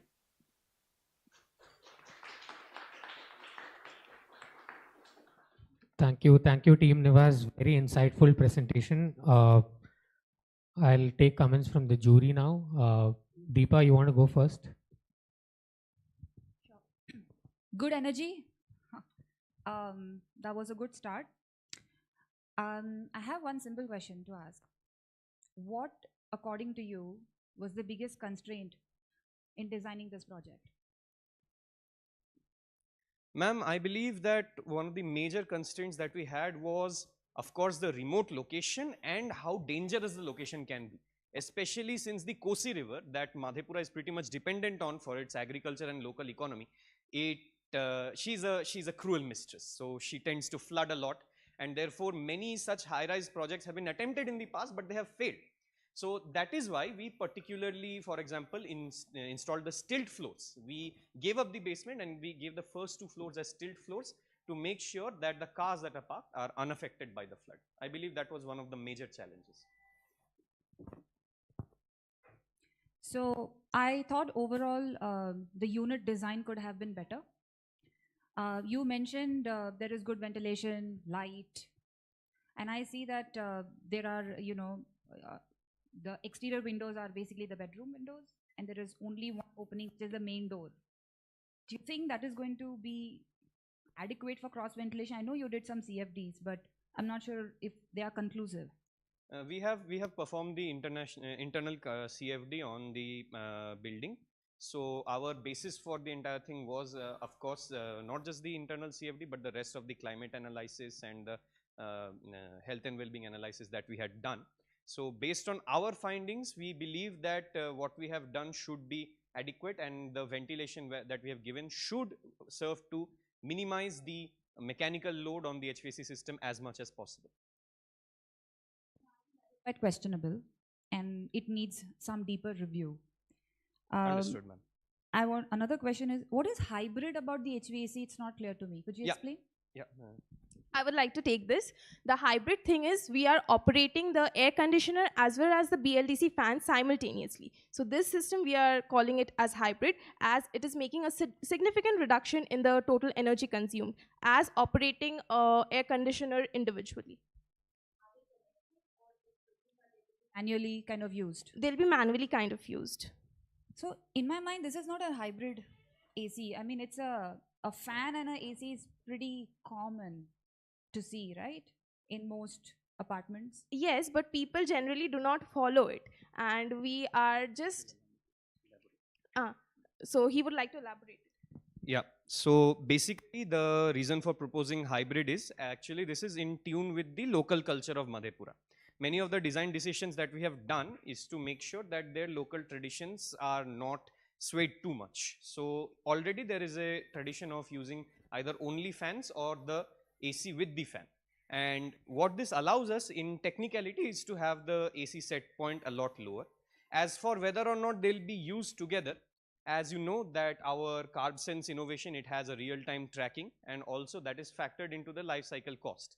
So we believe, and based on our survey of the local area, that when they actually use this model effectively, then it is going to also reflect in the tracker. If they do not, the energy spike is going to be reflected, it will be reflected in the electricity bills, and I believe the financial incentive will be there if they are not motivated intrinsically. Pass on the mic to Alu. Who do you want? Yeah, so I also liked the energy that you brought to the presentation. I also think that you all have practiced I did like the very numerical way in which you did your, design decision-making process. I was scratching my head when I saw your 92-page report. I think that's a flagrant violation of the expectations and the limits of the competition. But we are here now. Actually, our report, the main report was completely in line. We cannot violate that. I think the majority of it came from the annexure. I know. Yeah. I Like know. But spare a thought for the jury members as well. Anyways, not to waste time. You have so much solar. How much solar do you have? KWP. Sir, 172 kilowatt power on on-site solar. And yet you install a DG for power backup. Yes, sir, DG for power backup for the emergency and the peak load, sir. Right, but if you have so much solar, then adding storage to the mix is far more economical and greener. Yes, sir, storage is there. So storage model is there. Sir. So to me, it just seems completely counterintuitive to have a DG set on a where so much solar is installed. Solar plus storage is a lot more cost efficient if you're anyways going to be installing so much solar. So I think that was a miss in terms of the economics of it and in terms of the fact that this is Solar Decathlon India. So that's one thought. 18,000 carbon credits over a 50-year life cycle from CarbSense. Are you aware of the concept of additionality in carbon credit calculation? You can only claim a credit if the claiming of credit will make the additional cost for doing that carbon efficient intervention cost competitive.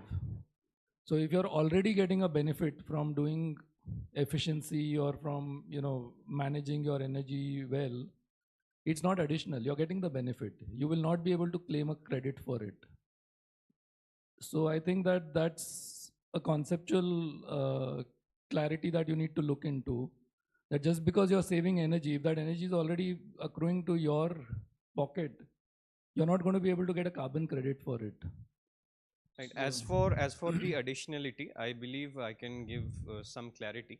So one thing that was missed in the PowerPoint was that we have the adjunct site area alongside the main building area. So there we have a pretty large plot of land, and there the plan going forward for the project partner, what we are informed is that they want to use that open space for a dairy farm which is already in position. They want to expand that into a biomass facility and also solar. So we believe that with that kind of area, I believe it is some 20 bag, right? What is the unit in the local area? So Kausar, I would say good thinking on your feet, but we know that's not the response. I'm going to pass it on to Harsh. Okay, thank you very much for your presentation. I think one thing I liked about it was that you really made a genuine effort at using, thermal analysis tools, right?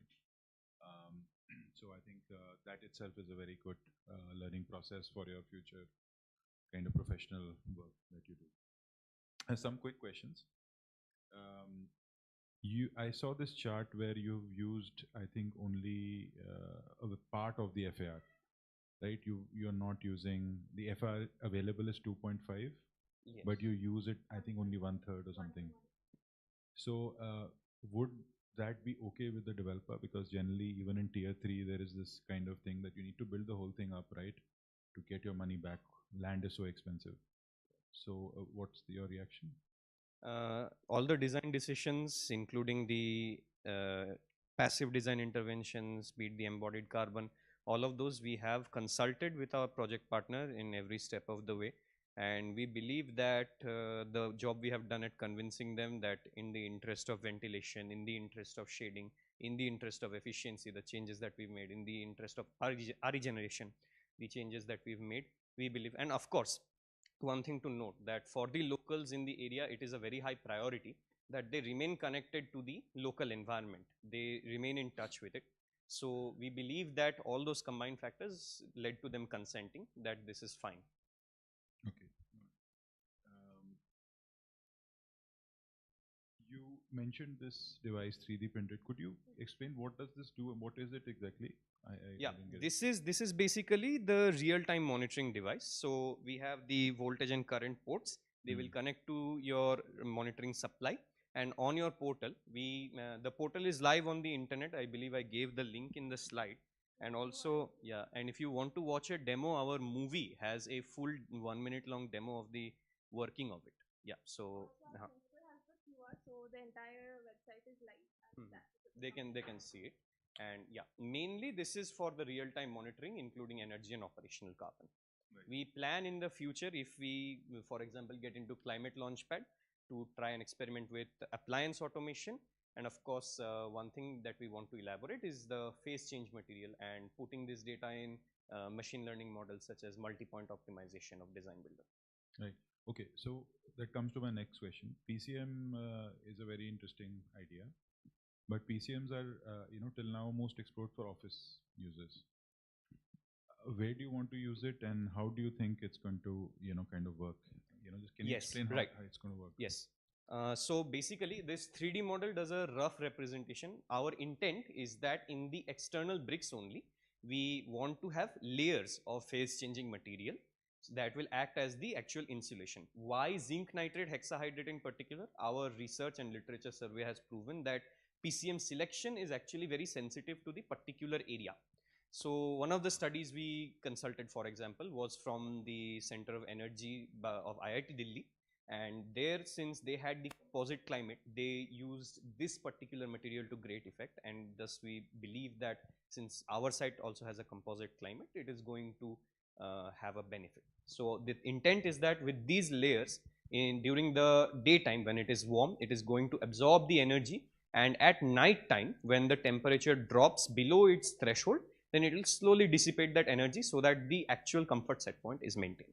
Okay, so that is the point I wanted to come to. Because offices are predominantly daytime use, right? It is very easy to say that you kind of absorb energy and night occupants go away, so you release energy, right? So it becomes warm but doesn't matter to anybody. But houses, right, residential buildings work differently. That when you release the energy at night, you will make them more uncomfortable, right?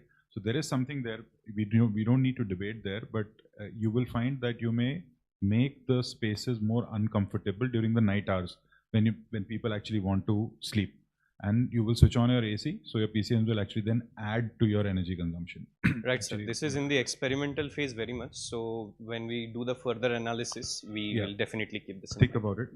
Very last thing. Yes. For residential buildings, we just go for standard. I think you've gone for a VRF system. VRF for only the duplexes. Harsh, can we do this very quickly? Right. Yeah. Okay. Just one thought. When you run your air conditioning system, right? So you would assume all your kind of windows, doors are shut. What do you think about the fresh air requirements now for residential building? How do you kind of maintain that? Would you like to elaborate with fresh air? Right. I mean, because of health concerns and other issues which are coming in, the future of residential buildings need much more fresh air coming in. Right. So the simple way right now is just switch on and just keep your doors closed, right? And which is inhaling all the kind of toxins and CO2. Have you thought on that issues? Yes, as much as I know about the energy segment, our team lead actually did it. So based on what I know, what I can inform you is that the calculation that we do for both the heat load and also the energy, that accounts for the fresh air changes as per, I believe, the ISHRI standard. Okay, we'll talk further, but the standard system that you've taken doesn't have, default kind of fresh air, you'll have to add that. We'll note that, sir. And thank you, sir. Thank you. Thank you, Team Nivas 3.0.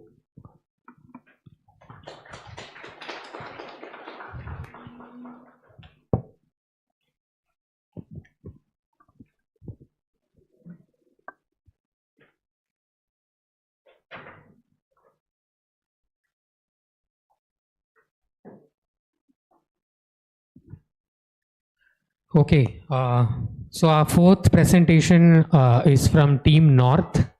Team North has worked on senior citizen housing in Pune. So Team North, please take the stage.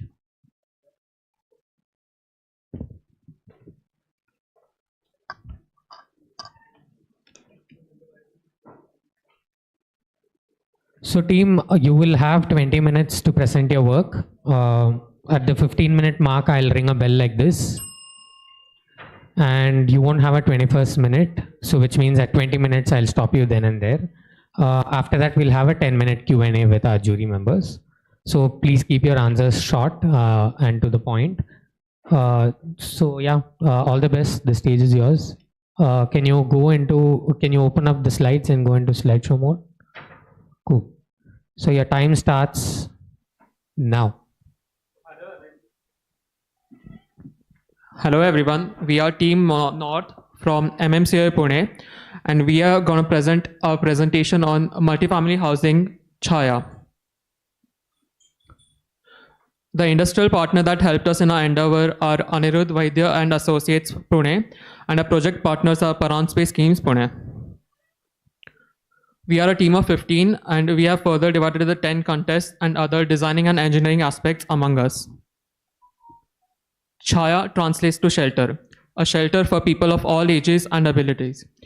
According to the 2011 census, around 15 million senior citizens in India lived alone, according to the 2011 census. And from the same projection, it reflects that the population of the senior citizens in the year 2030 will be around 300 million. So we as a team believe that it is very essential to provide assisted community living for senior citizens in our country and in the city of Pune. The location of a site for our housing project is in Nanded, Pune, Maharashtra.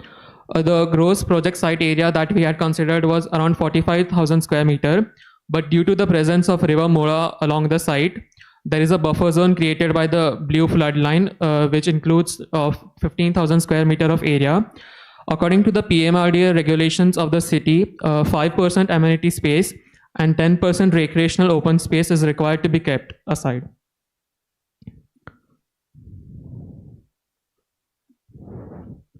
So, as I mentioned earlier, that the site is located in the Nande village, which is around 20 kilometers away from the Pune city, and there are adjoining villages of Chande and Gaikwad Basti.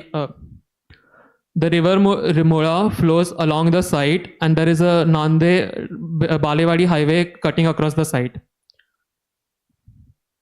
This is the site demarcation and the adjoining communities along the site. There's a 12-meter axis connecting to the site, which opens up into two roads adjacent to our site. This is the existing site plan, which shows the presence of natural vegetation over there. There is a 10-meter slope towards the river, which we have further used up in our design. So talking about the concept that we chose, so what we try to do is create a social dynamic which should increase interaction amongst people. So taking into consideration senior citizens and the problems they face, for example, mobility and so on, we designed community spaces at each level. We have done so by using these terraces. These terraces are also designed to shade themselves. Further, we have tried to have this vertical connectivity, and we have community spaces at each level. So talking about the considerations that we have specifically for senior citizens, we start with seating areas. Like I said, senior citizens, they can't walk that much. And thus we have provided these pause points, which also serve as community spaces. Further, non-slip surfaces, so anti-skid tiles, low plinths, we have considered accessibility of the units, and ramps and handrails in each corridor, again to ease movement. While designing the units, we have considered the visual connectivity of each room, again talking about movement of theirs. We have special considerations for daylight to avoid gloominess in the room, and we have considered the circulation to be universal. So talking about the site plan now, so we have left, we had to leave 5% for the amenity space, below which we have taken the entry into the site. We have the blue line over here, beyond which we have a buffer zone where we can't build. This is how we have placed the blocks. So we have our first block, which is a G+4 block that is specifically designed for working professionals. We have a next block which is a standard 1 BHK, 2 BHK. These two are those. And we have designed also for senior citizens with assistance. We have also considered that we need primary health care, so we have a PHC on site. We have a common dining and shops. So while designing the vehicular connectivity and the pedestrian connectivity, we have designed the internal pathways, and this is well connected. We have designed a jogging track in the buffer zone, as well as we have considered the movement of vehicles along the edge of the site and provided parking for the same. The landscaping, so 10% of open recreational spaces, we have left them in the center in such a way that they are partly shaded by the buildings themselves. And again, this is the, yes.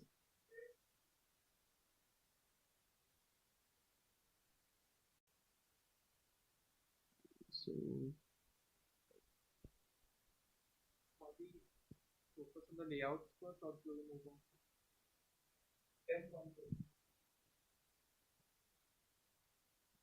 Okay, so the planning on the site, we have provided amenities also. So outdoor seating, provision of religious spaces, cafes, and outdoor games for recreation. And we have developed this in a way that we are following a 100-step system, where after each 100 steps, we have a recreational space. So, sir, I'll just briefly mention the site considerations and the considerations that we took in the layout design. Yes, sir. Yeah. Yes, sir, as soon as possible. So, this is the cluster design and layout design. In the cluster design, we have ensured that there is ample of shading provided within the communal spaces, and the orientation of the buildings is at 15 degrees considering the solar radiation, and there are communal spaces on alternate levels, providing an opportunity for them for communication amongst the residents. This is the layout design which is considered using the senior citizens and the physically challenged people as well. As my friend mentioned earlier, there are 3 types of basic clusters. One is the standard cluster for senior citizens. The other 2 are for people with working professional who are still actively working, and the third one is for assistant cluster for people who have an assistant living with them for their aid. Talking about the embodied carbon generated in our site, so with the use of various strategies, we are able to produce 68% of reduction in carbon emission compared to baseline. This is achieved due to the use of efficient materials such as AAC blocks for our walls, EPS floors for our flooring, timber frames, and RCC structure system. Mainly, we arrived to these numbers is because of the supply chains or the local shops that produce this material are very near to the site.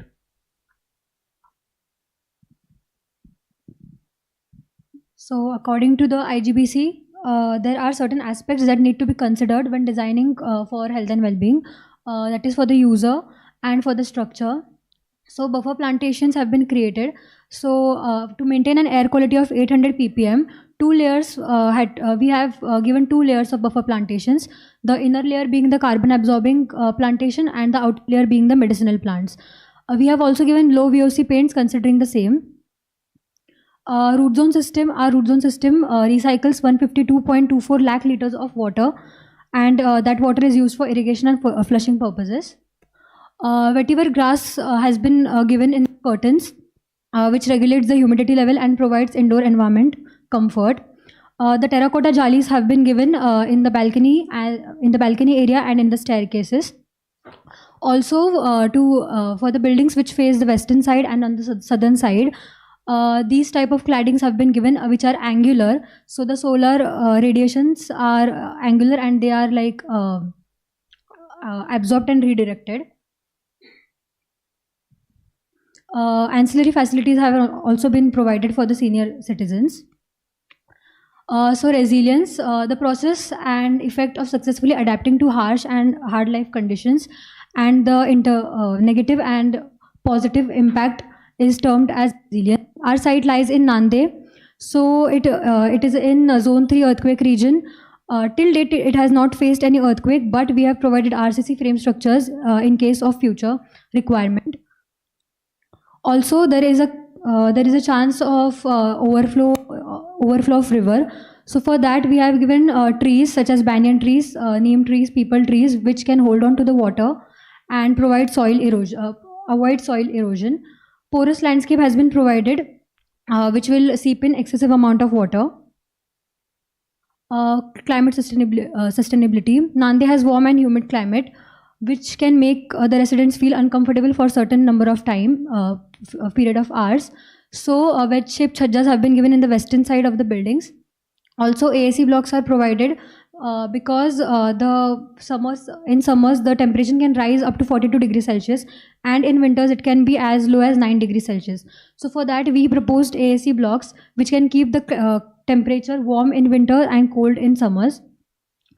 For fire resilience, we have provided fire extinguishers and fire alarms in the lobby area, and wet risers in the staircase block.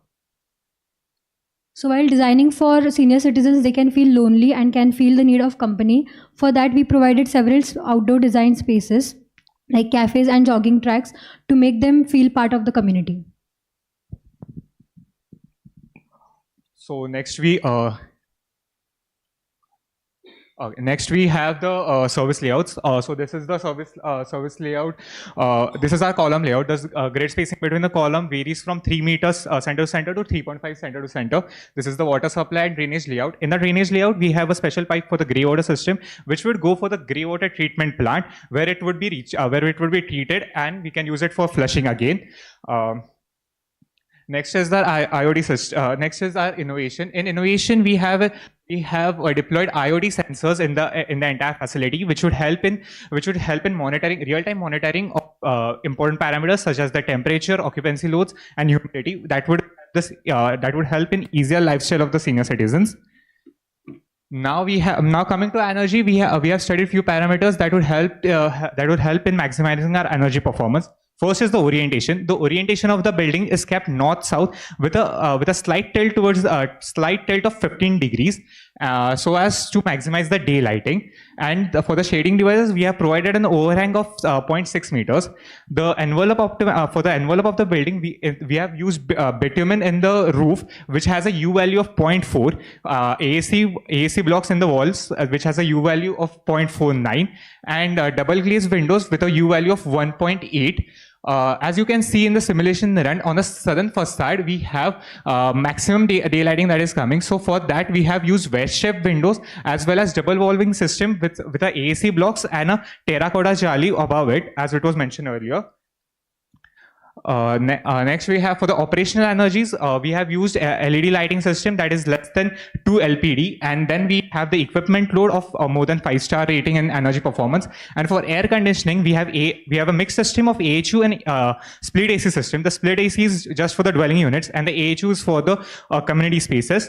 Then coming on that, our the baseline EPA was 77, and our EPI is 39.68 after all the passive strategies and efficiencies. And the total consumption of our building is 9,37,000 kilowatt hour per year. Now in our site, we have two major renewable sources of energy. One is the solar power plant. A solar power plant of 280 kilowatts has been installed, which generates about 8,31,000 kilowatts of energy in an year. And as mentioned earlier, the river flowing near our plot, we have installed a micro hydro turbine, which is able to generate almost 2,75,000 kilowatt of energy. So we are surplus with we are surplus with almost 1 lakh kilowatts of energy, thus making us net positive by 15%.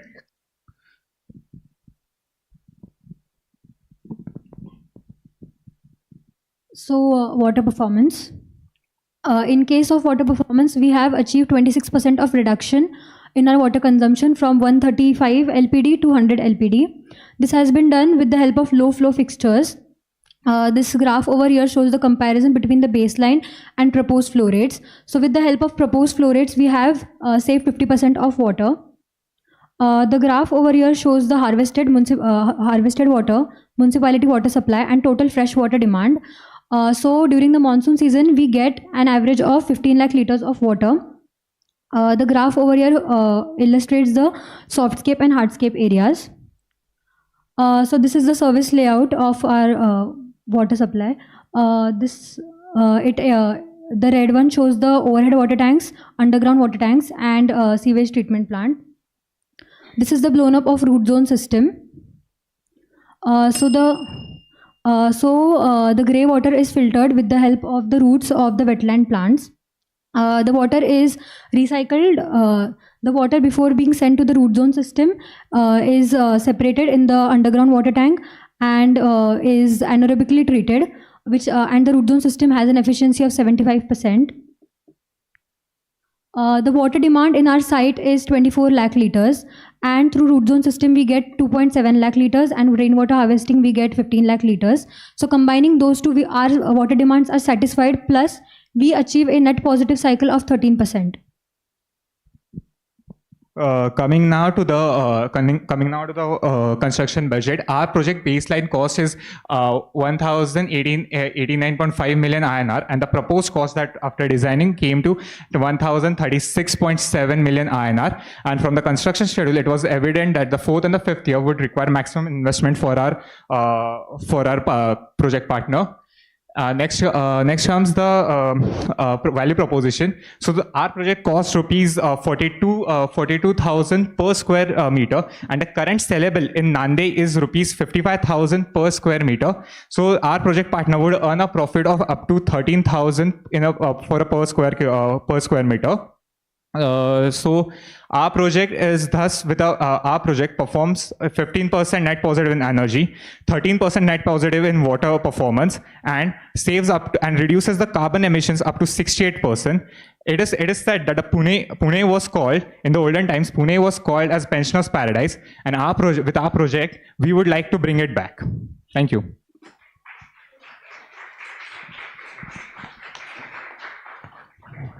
Way ahead of time. So great job on that.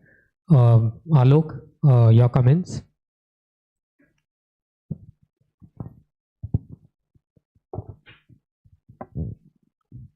So I think that one broad comment, it seems like you've done some data-driven, evidence-based design decision-making as you've gone through your process. The fact that you're here means that you have gone through that.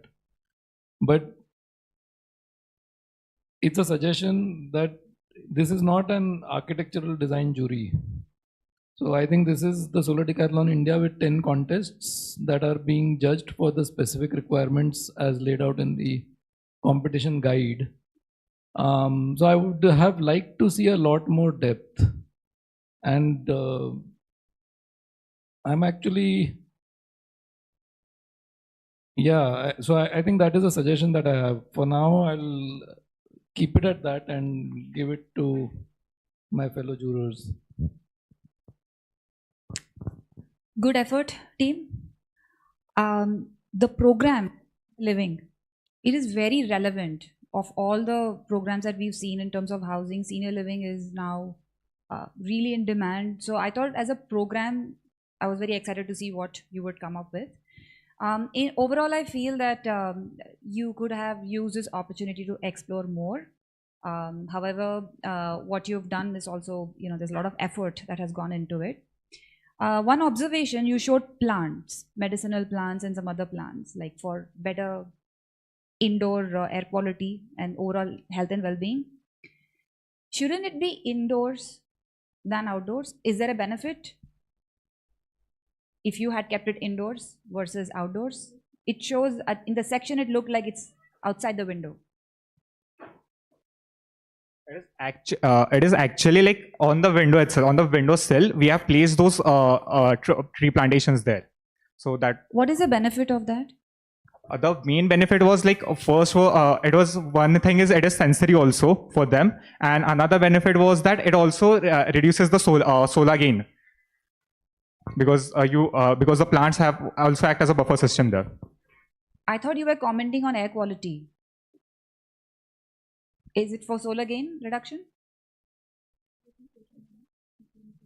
That's fine. You can think about it if not clear at the moment. You also have selected some DGUs, right, in your design? Double glazed low E glass. Is that reflecting the cost escalation in your cost calculations? I didn't sort of see that. Yeah, we have in the main construction cost, we have considered the everything like the windows and the AHU systems and everything for that. Is it part of civil line item? Yeah, it is considered in the civil line item. So I think we see net reduction rather than increase. So that's something that you want to cross check again. Okay. Yeah. Okay, and then just one final thought is, what do you think is a standout? Sorry, we didn't catch. What do you think is, the standout feature in your design?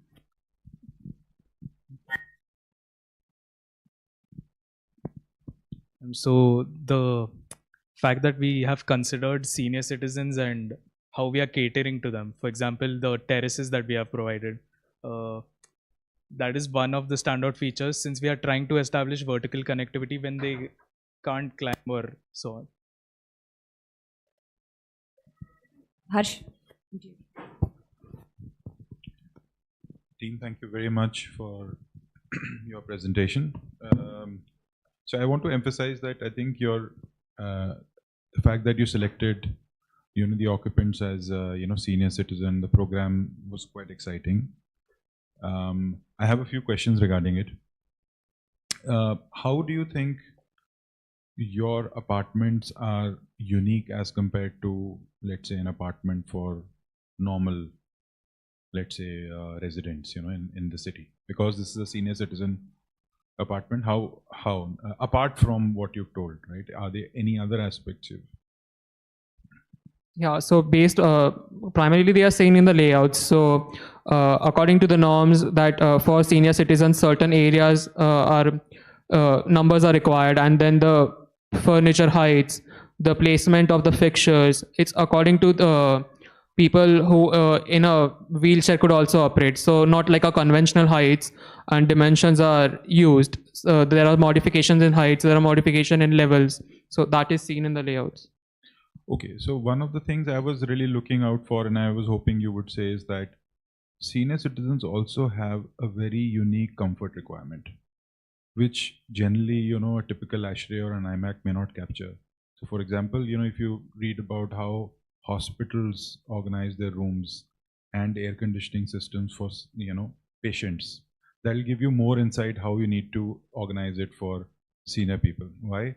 Because one is they need a tighter, band, in the sense that it could be higher, but they will suffer much more if it becomes very cold. They'll get into thermal shock, or if it becomes very high. So you need a tighter band. You cannot afford a senior citizen to get into a heat wave, kind of induced thing. Then quality of air impacts them a lot, right? Security, I see, your whole site is open onto the, the river, and I don't see a boundary wall. I was looking. Security issues are major.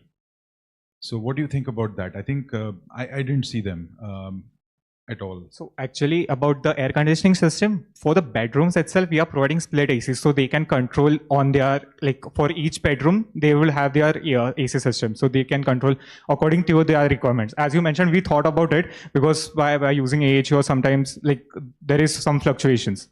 And even in the conventional spaces also. Did you think about the fact that the building distance, the amount you need to walk could be reduced, could be better shaded, because there are seniors, right? Because they seem to be independent blocks, much like conventional blocks, right? While if you have senior citizens moving from one to the other, they want to walk less actually, and they want to go to a nice place and enjoy that rather than, and if they really want, there may be younger people who may want to walk along. So I think the arrangement of the buildings are very, you know, like other buildings. I don't see unique aspects being taken out.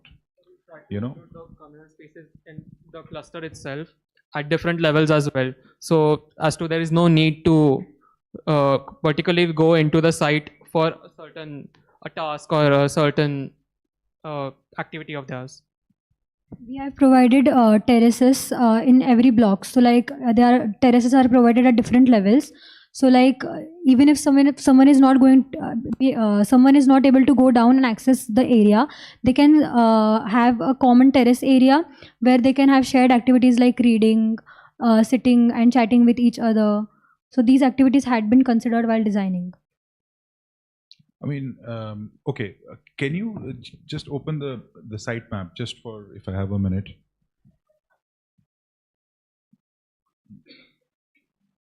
The site plan that you were showing initially, that's good enough.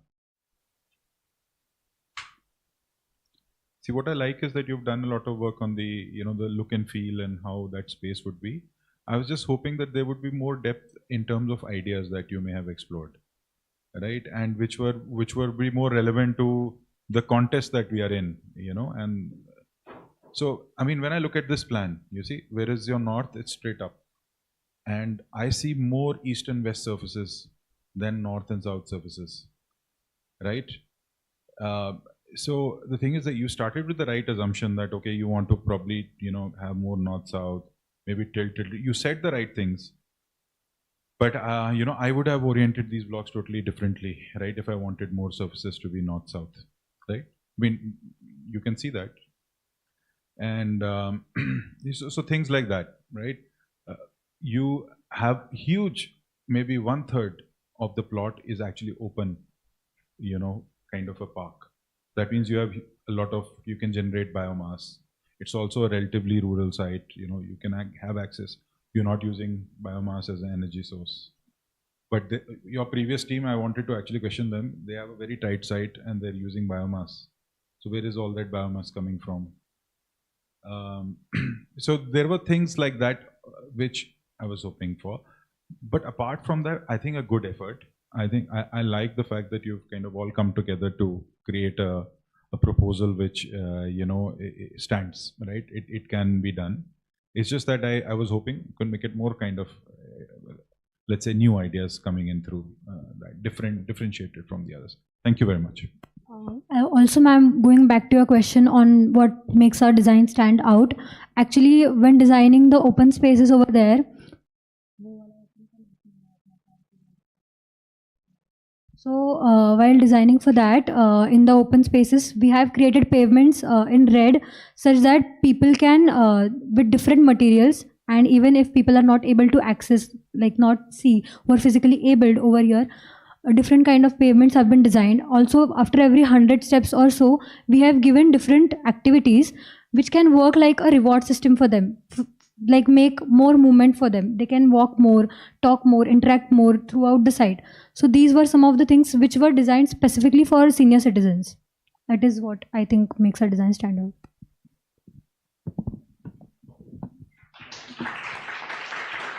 Thank you, Team North.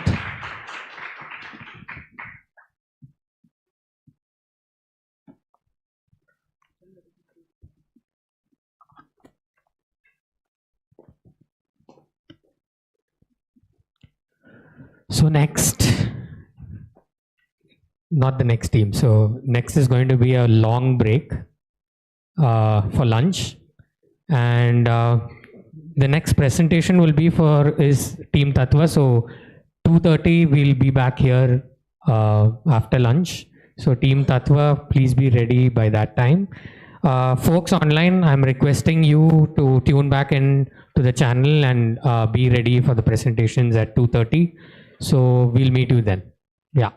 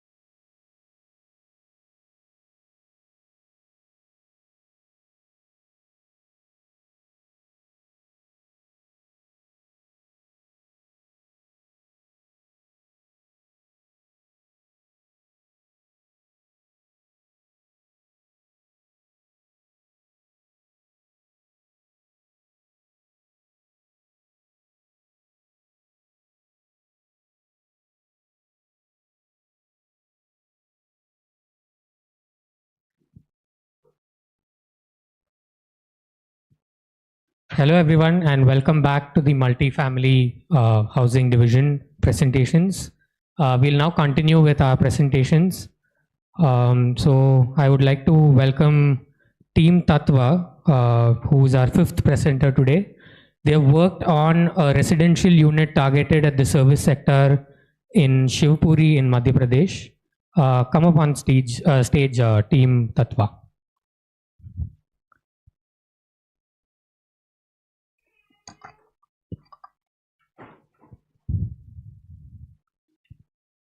So team, same instructions as the other teams. You'll have 20 minutes to present. 15 minutes I'll ring a bell like this. And you won't have a 21st minute, which means at 20th minute I'll stop you there. After that a 10-minute Q&A will follow with the jury members. And so keep your answers concise and to the point. So the stage is yours. Can you go on slideshow mode? Yeah, and you can use the clicker if needed. Yeah. Okay, your time starts now. Good afternoon, everybody. So we are here, Team Tatwa from School of Planning and Architecture, Vijayawada. Can you just hold the mic up? Yeah. So we are here from School of Planning and Architecture, Vijayawada. We are participating into multifamily housing, and Studio Chowkat from Gwalior, Madhya Pradesh is our industry partner, and GFP Housing Division, like Gwalior Forest Product Housing Division, is our project partner. Through this presentation, we would like to go through a narrative of how we came up with the design and what were our steps. Understanding the context of Shivpuri. Context of Shivpuri is such that this city is an like little forgotten architectural historical marvel city. The Sindhya rulers ruled for a while here, and they gave a lot to architectural contribution to the society. Like Shivpuri Chhatris is one of them. Shivpuri stone is still found traditionally in the area. Last few years, the city has been seeing ups and downs, socio-economic things. So right now, it's more into a progressive stage as more industries are coming in as their agriculture and forest division is growing. So this makes it important to have a economically viable, socially inclusive and sustainably, environmentally sustainable housing to be developed here. Through the like purpose of this is to build cell from the project partner and operate the common areas. Coming to the site, it is 1.2 kilometers from the core of the city, little bit outskirts. It's 21,700 square meter approximately. 30% of permissible ground cover is there, yet the site is a part of a bigger site owned by the owner itself. So the built-up cover was brought down to 22%. Understanding the climate of Shivpuri. Now, as this chart we can see, those are daily average daily lows and highs and the average temperatures of monthly data relating to the RH, relative humidity. We can see there are like 41 degrees Celsius is the highest temperature that it can go, and 10 degree in the summer winters is the lowest it can go, and also 15-degree temperature diurnal variation is also observed. So such high diurnal and seasonal variations makes it really complex to design, select materials and apply strategies for a composite climate. If we come to the windrows diagram, we can see the wintertime winds come from the eastern side, which is to be blocked, as the summer, the winter cold winds are something that we try to neglect, and the summer winds from the western sides are something that we need to welcome, because evaporative cooling and such buffer zone strategies are needed to gain thermal comfort in the summertime. The psychrometric chart there shows like how design strategies, how many % of comfort hours can be added throughout the year. For example, we can see the sun shading part, apart from mechanical cooling, at 35% of the comfort hours can be added just through sun shading. Evaporative cooling could add 28% for the summer part. Similarly, internal heat gain and passive solar direct heat gain with high thermal mass could add the comfort hours in winter time. So for in conclusion, we can say self-shading through clusters, the fenestration optimization for natural ventilation and dehumidification, and the landscaping, focusing on the landscape to reduce microclimate heating is something we chalked down as our priorities.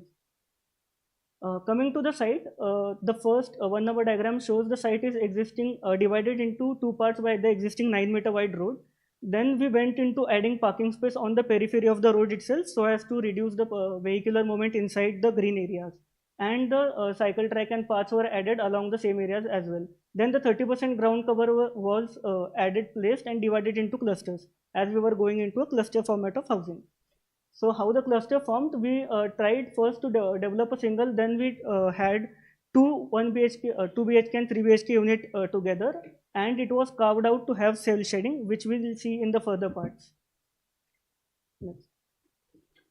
We approached many layouts, different layouts, but it was important to see the wind as the layout. So the wind was the major priority for the layout selection. We had many options, but the option 4, where we can see very less number, like less than 10% of the units are into wind shadow region. Most option 1, 2, 3 and 4, we can see most of the units are into wind shadow region, although they can have more green areas, yet having units into wind shadow region will not be good for the natural ventilation part of it. Hence we went forward with option 4, wherein we have the wind penetration throughout the site. Going ahead. Yeah.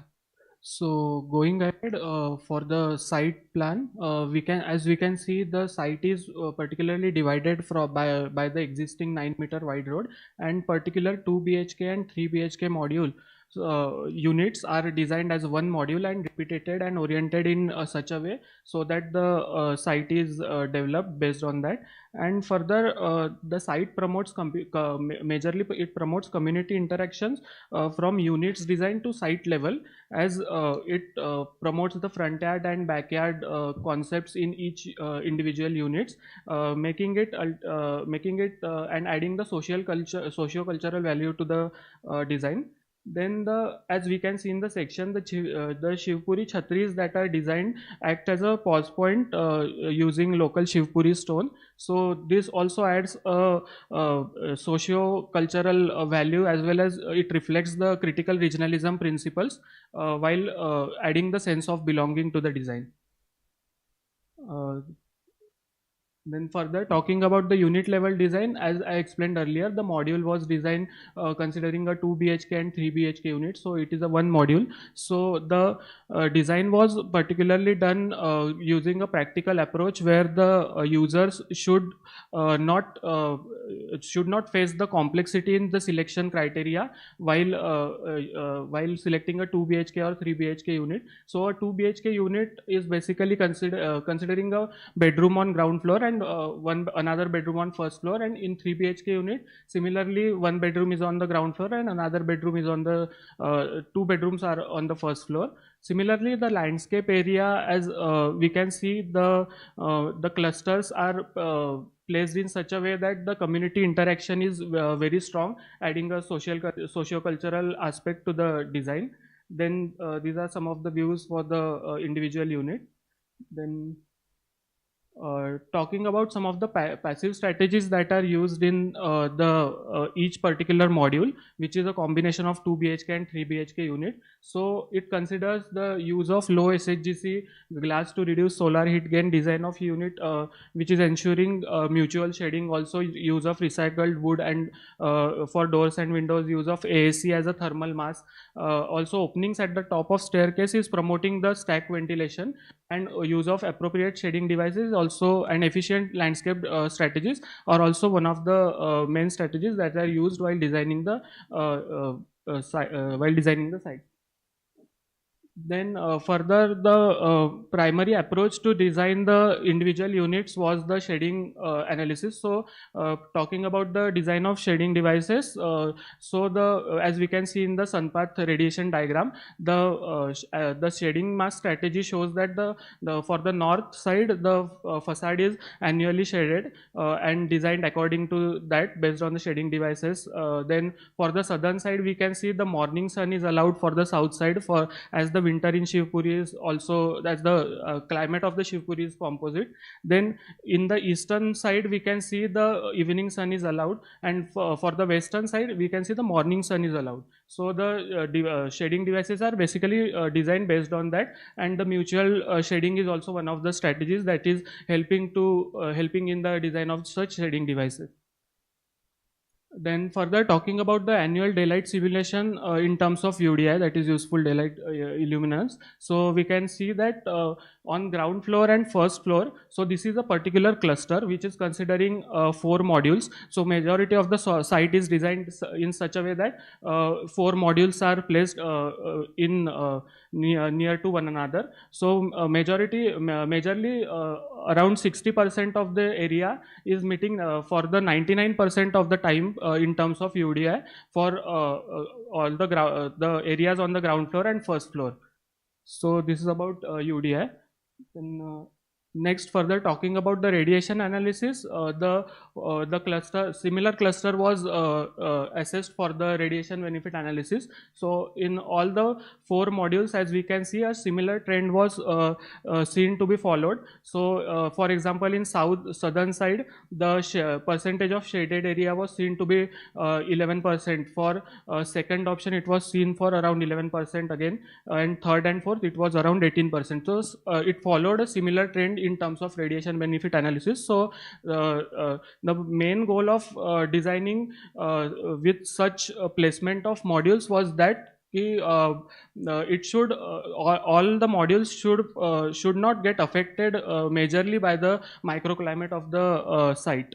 So this was the main goal, which was kind of achieved through this radiation analysis. Then further talking about the engineering and operations, the MEP services are designed in such a way that it should not interrupt the landscape area. So the landscape area do not get hindered due to the services. So underground services tunnel are proposed for the whole site, so that the cost for repair and maintenance is cut down for the same. So the section shows how the services can be placed, and there is some more illustrations which shows the underground tunnel services for the mechanical, electrical and plumbing services.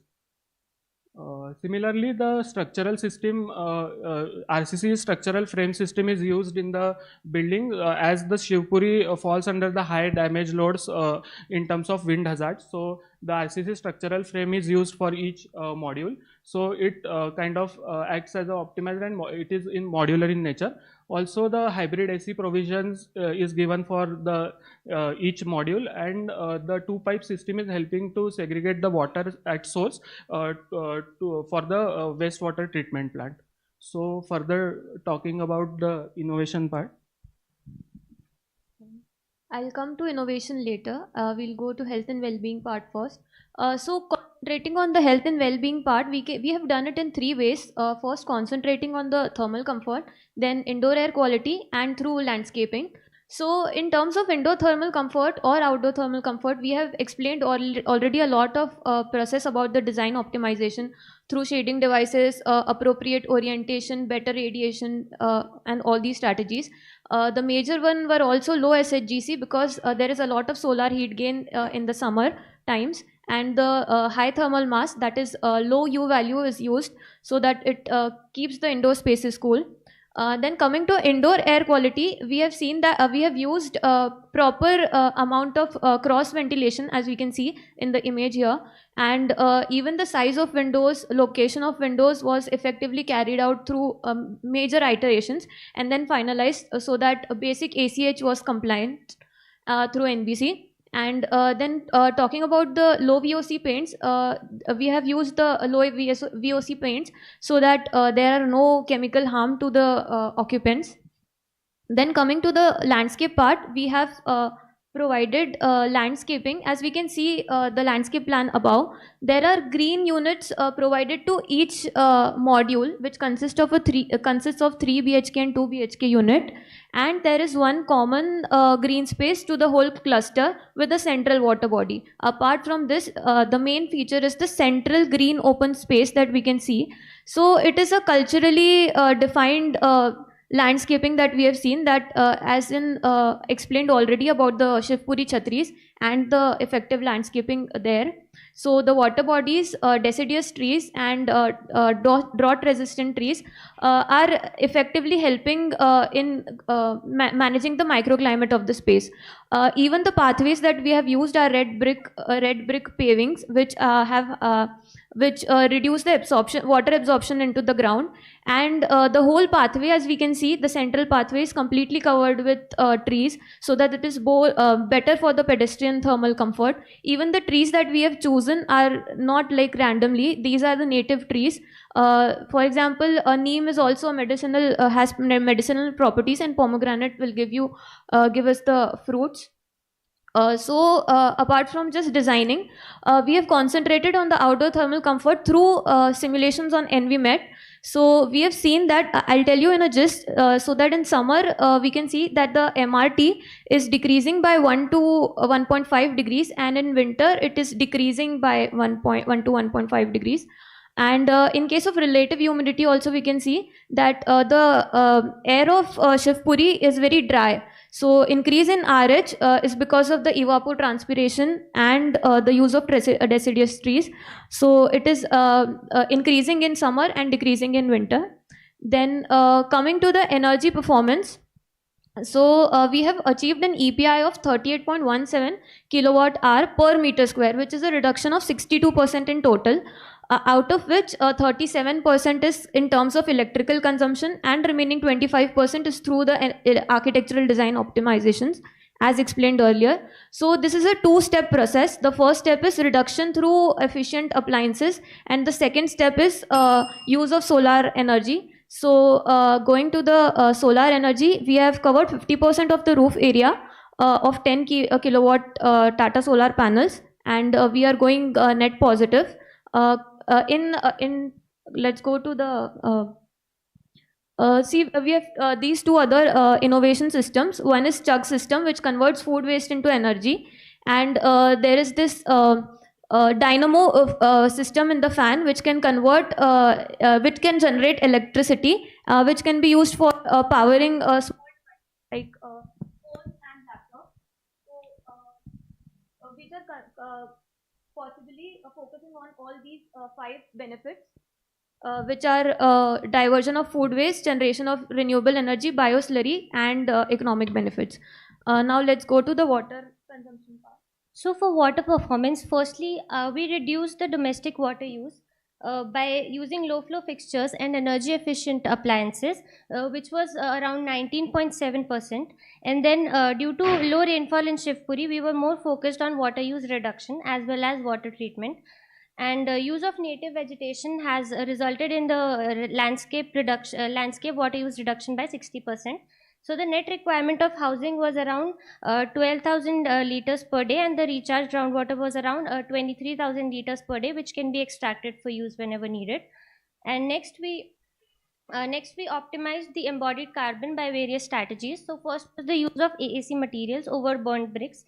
It offers fewer joints due to its size, and also saves around mortar and saves water. We've also used ferrocement overhangs, which over RCC shading devices, and it has resulted in a saving of 27% of the total embodied energy. And also the next is the climate sequestration, which we calculated through carbon positive design. And the changes in the baseline model included the concrete pavements to green concrete usage, and use of industrial waste like fly ash, and then asphalt pavements to drain rock permeable pavers. Also local stone we used for curbs, and iron grates were replaced by the concrete grates, so that the whole carbon can be reduced. And so a carbon reduction of around 73.5% was resulted through this. So the next was for resilience. So the first thing about the resilience was the climate change, where there were various methods that we used for our approach. Let's go to our approach. So we firstly chose materials and landscaping that gave resistance to the heat outside and provide indoor and outdoor comfort. For adequate insulation and prevention of wind loads, we used AAC blocks. Rooftop solar grid energy was used, and proper solid waste management was done through various techniques like the Chug system. Also, for the affordability criteria, we used recycled wood and composites and recycled steel, which resulted in 20% reduction. Next. So LED light fixtures also help affordability through reduction in energy bills, long lifespan, and lowered maintenance. And the use of green concrete also reduced our raw material requirement and cost as well. So overall, it resulted in a total project cost reduction of around 15%. Yeah. So coming to the value proposition last part, as we have little less time, it's two parts can be divided into a narrative of project partner, how the value can be added into project partner side, and how it can be added into end user side. It can be divided into tangible, intangible, and functional parameters. So the tangible parameters are that the occupant can have a sense of belonging to somewhere as it has historical references and context specific design. A social cultural value can be induced, and green open spaces, everything else can add to community engagement. It is easier for the builder to do it because the technology is modular and easily repeatable. The landscape has native species, so low maintaining cost and etc. things. Functional parameters, we can say health and well-being is good, the daylight is optimized, the EPI, hence the cost for the operation to the user occupant is less, and the services are sorted out. So the underground MEP services can be good for maintenance and repair easily. So yeah, in conclusion, we would like to say that we tried and came up with this design with a scientifically backed design approach, and so this design, keeping sustainability in mind, approaches to maintain architectural value, the occupant comfort and economical viability is also focused. A holistic approach like this is what we feel is necessary for any project to just not to achieve just net zero, but a true sustainability status for the project. Thank you.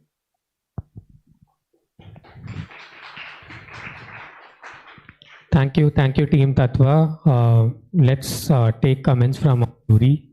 Deepa, you want to go first? Thank you, team.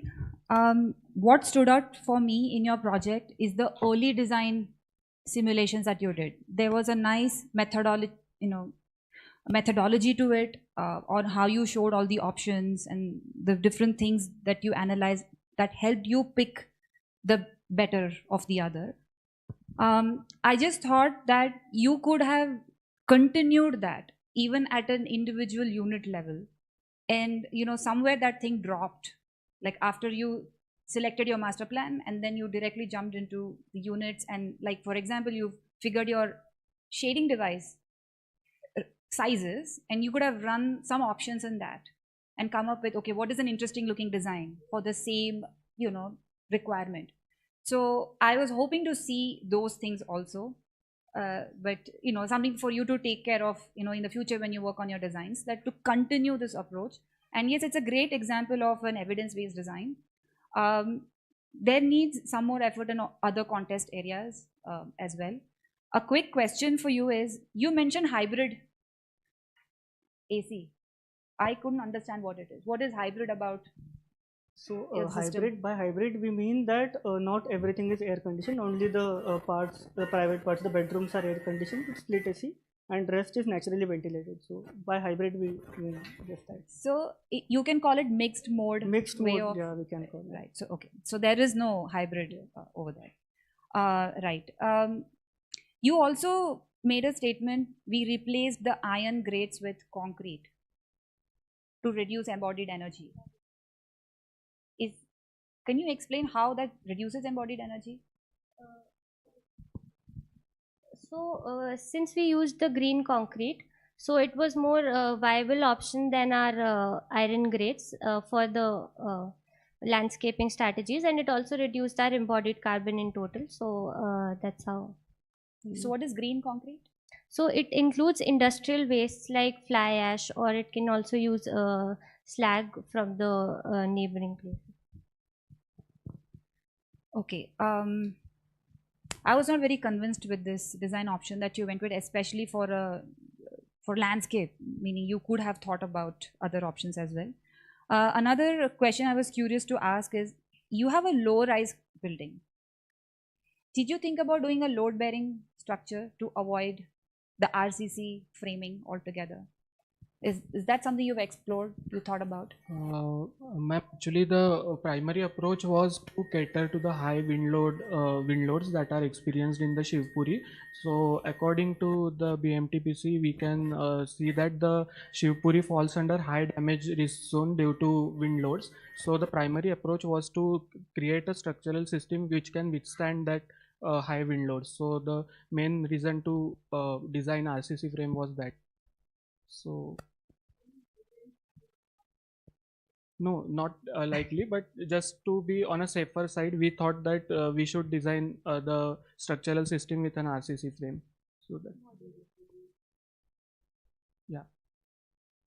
Okay, so I don't have any more questions, but I just want to, like, a comment is like, you want to think holistically, right? Because you're also thinking of other contest areas and you want to find how to stitch all of that into the main design.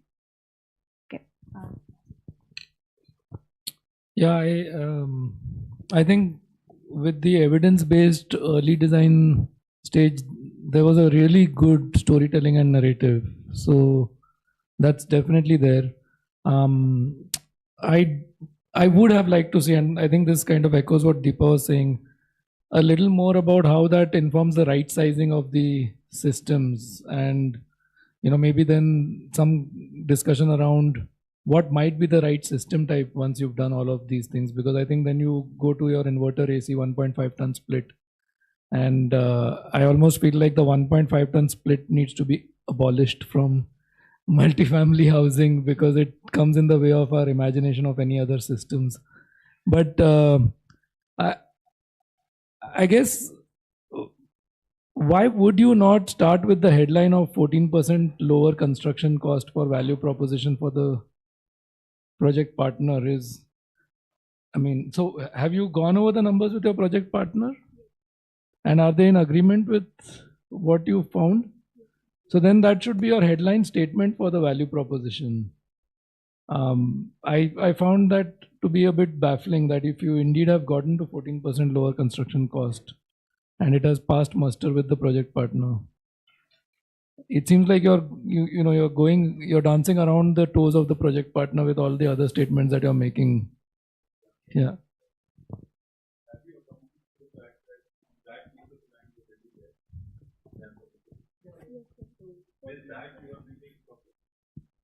Yeah, so the thing is, the land parcel was a part of a bigger site area. So they already have an existing like very LIG kind of housing behind this site, and he particularly wanted, the project partner wanted to have a luxurious like a site which is really not compact, secluded, and like a breathable space kind of scenario, because this is a chunk of land and he might use the FSI on the neighboring like neighboring land parcel to have a high rise.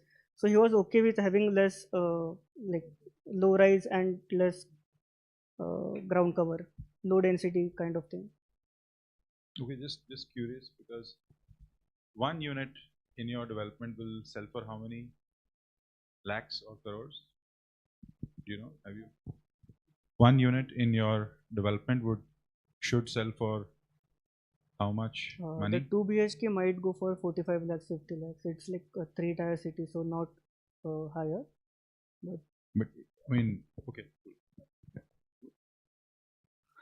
No, so that was one, and I guess, I mean, in terms of like the connection to right sizing, as well as the energy performance kind of reduction of loads connection, I would have liked to see more on that. So we have detailed it more in the report. We have not presented it here. Like, we have made proper charts about how much energy is being consumed by each appliance, and then we have given an alternative to which low energy or high energy consuming appliance can have an alternative option. And we have also given like the specific like Amazon link or proper link, that it's not very imaginary, it's very practically based. Yes, so but that's appliances and such, right? I mean, I'm talking about like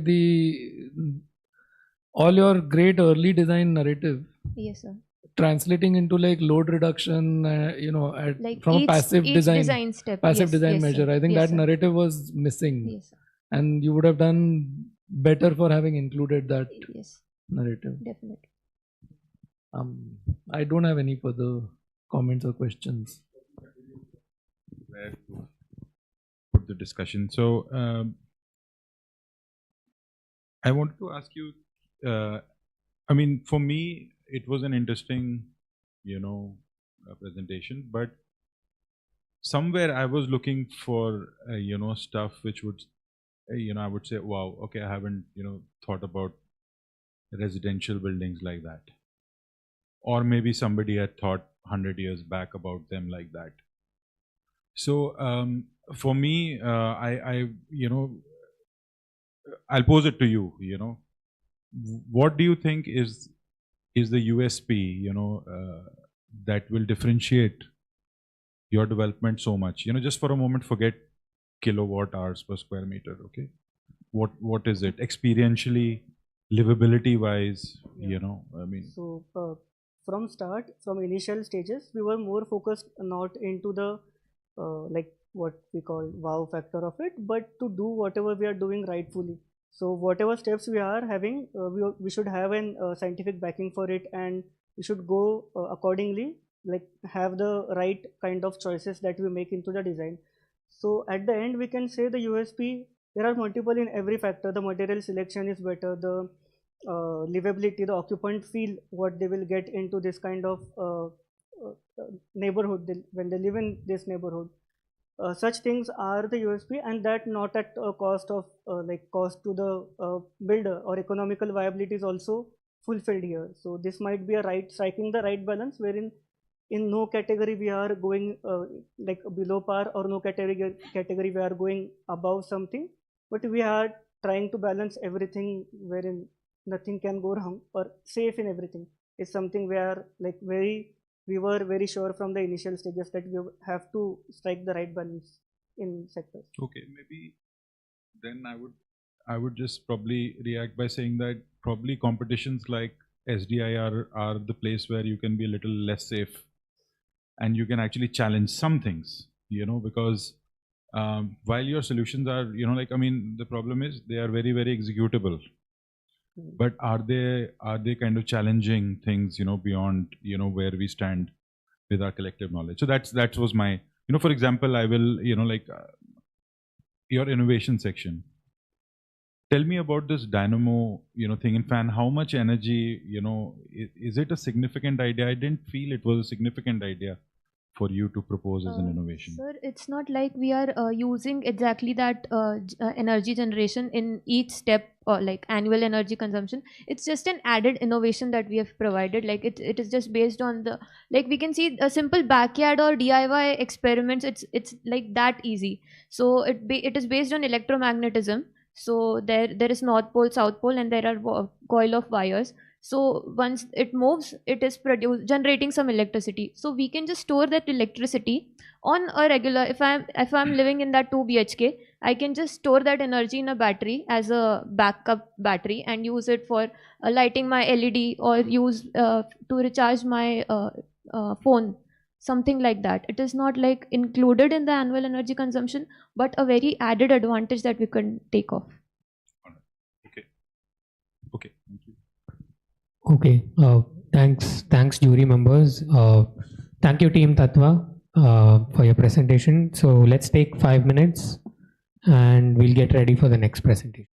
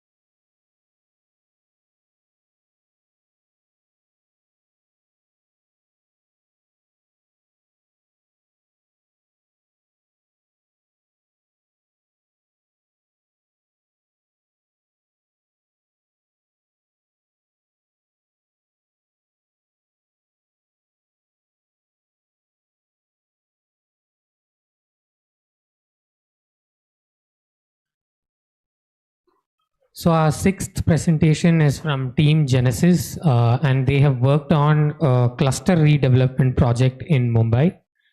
So Team Genesis, please come onto the stage.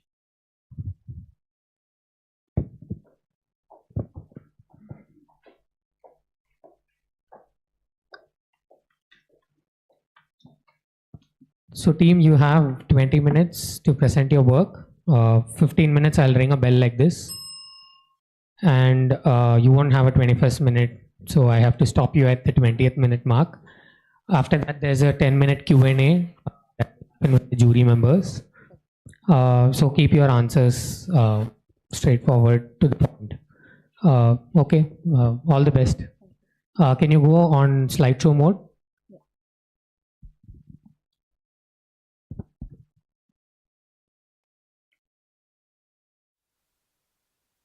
Yeah, so your time starts now. Good afternoon. We are Team Genesis and we are working on a high-rise, high-density cluster redevelopment project in Mumbai called Bhagnari Society. In this project, we have considered 4 existing buildings and 1 cluster unit. Our project partner is Bhagnari Cooperative Housing Society.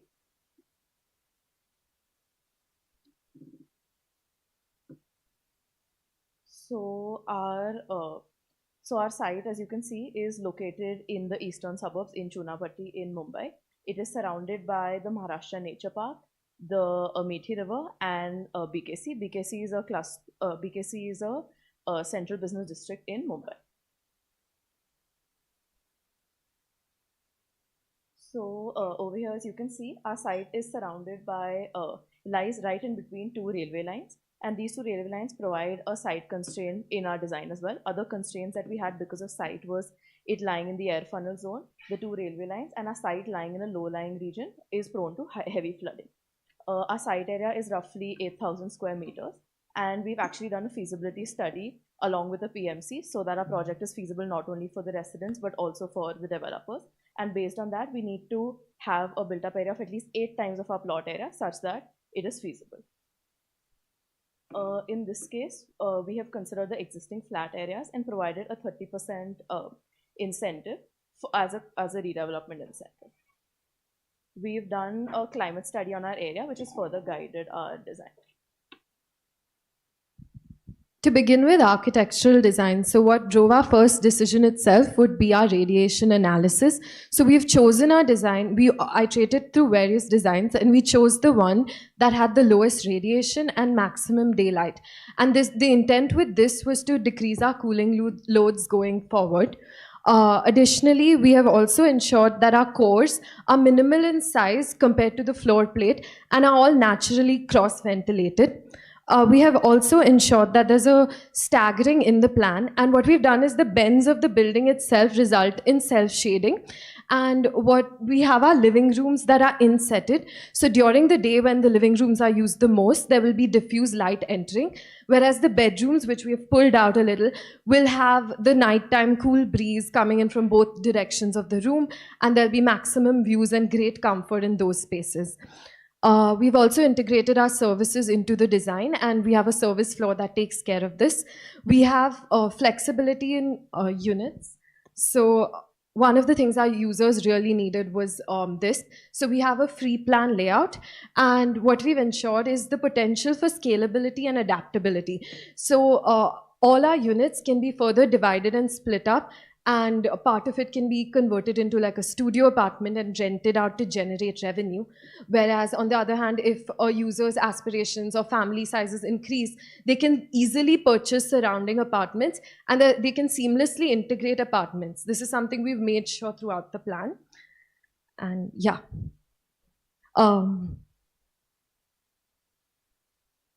Coming to engineering and operations. So while integrating structure into the design, we've made sure to consider for the fact that since it's a high-rise, the columns going further up will decrease in size.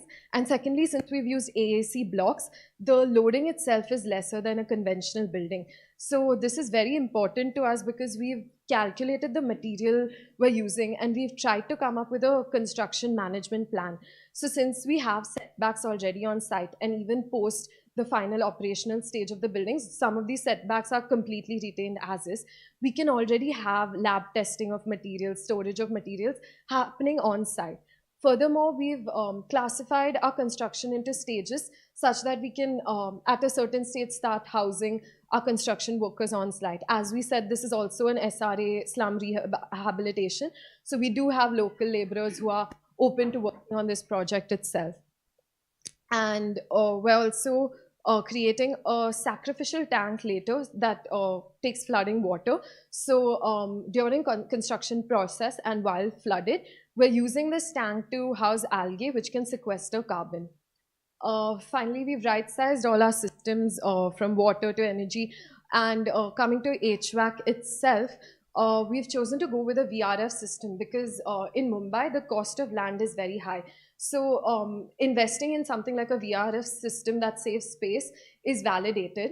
And furthermore, it has the best energy performance as well. So with consulting various arrangements of outdoor-indoor units, we've come up with a zoning, 4 zones per floor, and our outdoor units are in our service floor. And we've automated the system as well. So at night time, when a user is sleeping, the VRF system switches on. But going through in the night, when the outdoor temperature cools down, the VRF system switches off and our automated windows open for natural ventilation. We've calculated all the waste generated on site, and we've planned segregation, disposal, recycle, reuse of the same. And we're collecting all our used cooking oil, and we plan to sell it to a company to produce biofuel. So for innovation, we're looking at innovation in terms of 3 things. One is energy generation, the other is reduction of heat gain, and the third is effective operations. So in energy generation, we're looking at a water turbine, a biogas reactor, and a solar water heater. And our innovation is that we're trying to integrate these systems into a high-rise, high-density project such that throughout the year you get some kind of energy generation. And specifically, the water turbine and the biogas reactor are not dependent on the climatic conditions. In terms of reduction of heat gain, we're looking at urban farming to reduce the heat gain on the rooftops, and optimal facade design for reduction of heat gain through that method. And for effective operations, we're proposing a mobile app. So for the mobile app, basically it integrates the climatic conditions and the lifestyle of the residents into an interactive interface where they can sort of map and see how much energy consumption they've done, how much energy savings, what are the weather changes, and according to that, if they are buying, say, furniture or upholstery or clothes, what kind of material would be good for them to have the most comfort. We're also, as an added incentive to make it more engaging for the residents, we're saying that there could be maybe daily or weekly challenges that they could be achieving, and then maybe they can share this with the other residents through a leaderboard. And at the risk of sounding too Gen Z, maybe they could have like streaks or something like Snapchat and Be Real. Then this, in terms of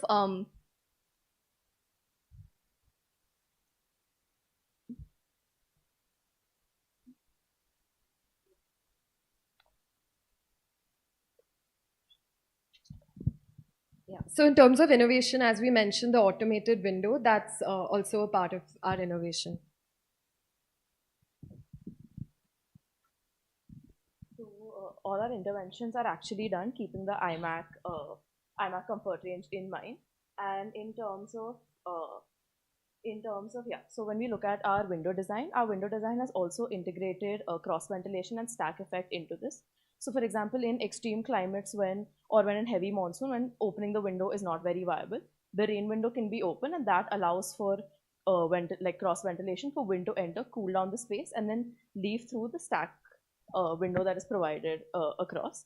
This is something that we have in relation to when we spoke to our users, and they had this, they do like to keep their windows open, but that's not feasible based on the climate. Yeah, so all our, so when we did the sun path study, the ideal orientation ideally would have been north and south, but when you integrate wind and you look at what the users want, this orientation is what works best. This is because this also optimizes view, wind direction, and privacy, where houses are not really looking into each other. So here we've actually modeled chhajjas, and we've done them on Design Builder. We've modeled them to see what optimizes maximum daylight while also decreasing the amount of solar window heat gain. That's the thermal, the IMAC model that we've referred to. in health and well-being. So we realize that green spaces also have this sense of like psychological impact on people. So we've also considered planting, and we've integrated urban farming. What urban farming, also the soil that is used in urban farming, it helps to further decrease the heat gain through the roof. These are specifications of the plants that we've used, and also what their benefits are. For example, they have a dual purpose, so they help in reducing noise. Some of them help in acting as mosquito repellents, etc. When we move to energy performance, so we've categorized our energy calculation for the building into almost 4 parts. So we've actually studied the energy performance for the residential building, the SRA building, the common amenities and parking, and the site lighting. This is done, so this further helped us then break down to decrease our EPI. We've implemented a couple of strategies which then further decreases EPI, which went from changing the building envelope from bricks to AAC blocks, designing projections which were different for each facade based on the direction of the sunlight, optimizing the windows and their glazing materials, using energy efficient equipment, doing rigorous scheduling, and using of dehumidifiers where humidity increases above 60%, but the temperature is still operative. And that's how we then calculated our total energy consumption. Now, because it's a high-rise building, your energy consumption is still significant. So these were methods that we implemented to offset that energy. So we started with on-site solar regeneration. So that provided through the solar panels and solar water heater. So how we've again sized that is, we've taken the whole terrace area, 30% has been removed for utilities, service blocks, etc. Out of the remaining, whatever was a solar water heater requirement, that has then been used, and the remaining has been put for solar PV. Those are specifications of the equipment that we've used. Then we come to biogas. So in this, we've calculated the amount of organic waste that is actually generated from our building. And then that in turn, the soluble part of that organic waste is then used in turn to generate electricity for the site. Then we come to hydro turbines. So in this case, the water collection of the top 10 floors is taken. That is then purified at the service floors, and then that is dropped at a height. So this is done only because we need to achieve this head height of 40 meters. That is then dropped through a pipe of 150 mm, which gives the optimum velocity and pressure, and then that then helps to further generate electricity.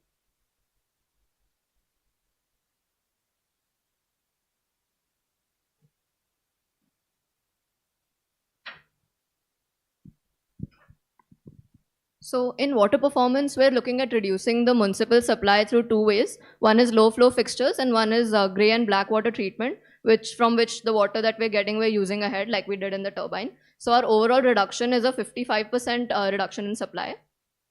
In terms of the gray water treatment, we're saying that the kitchen, bath, washing, that water comes, and the treatment plant consists activated charcoal treatment, which is about 75% efficient. And there are multiple layers like gravel, sand, etc. And then it goes to a disinfection tank. And then the water can be used after that.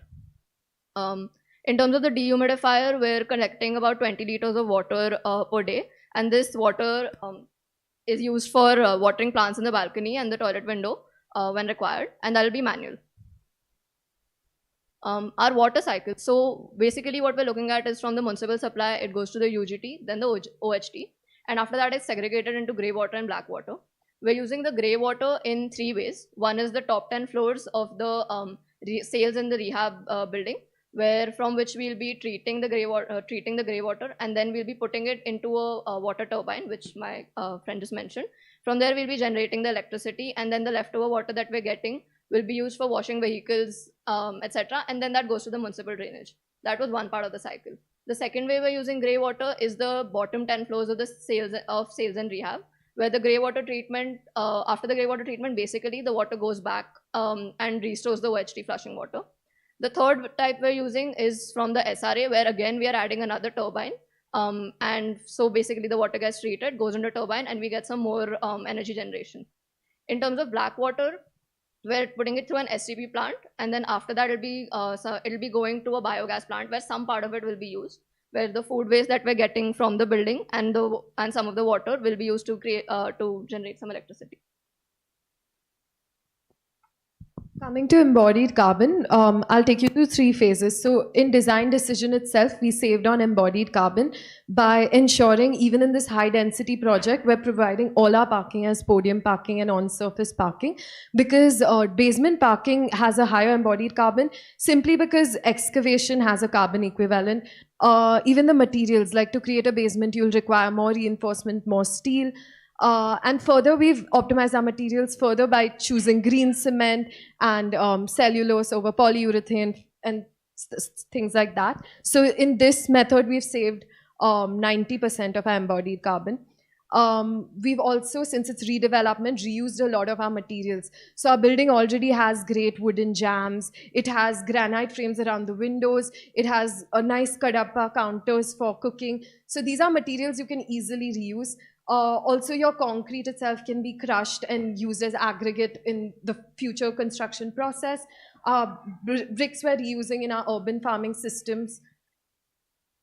And also, in the building itself, in our material selection, we've saved up to 74% by choosing optimal materials such as AAC blocks instead of conventional bricks, which are not only better in terms of embodied carbon, but they're better in fire resistance.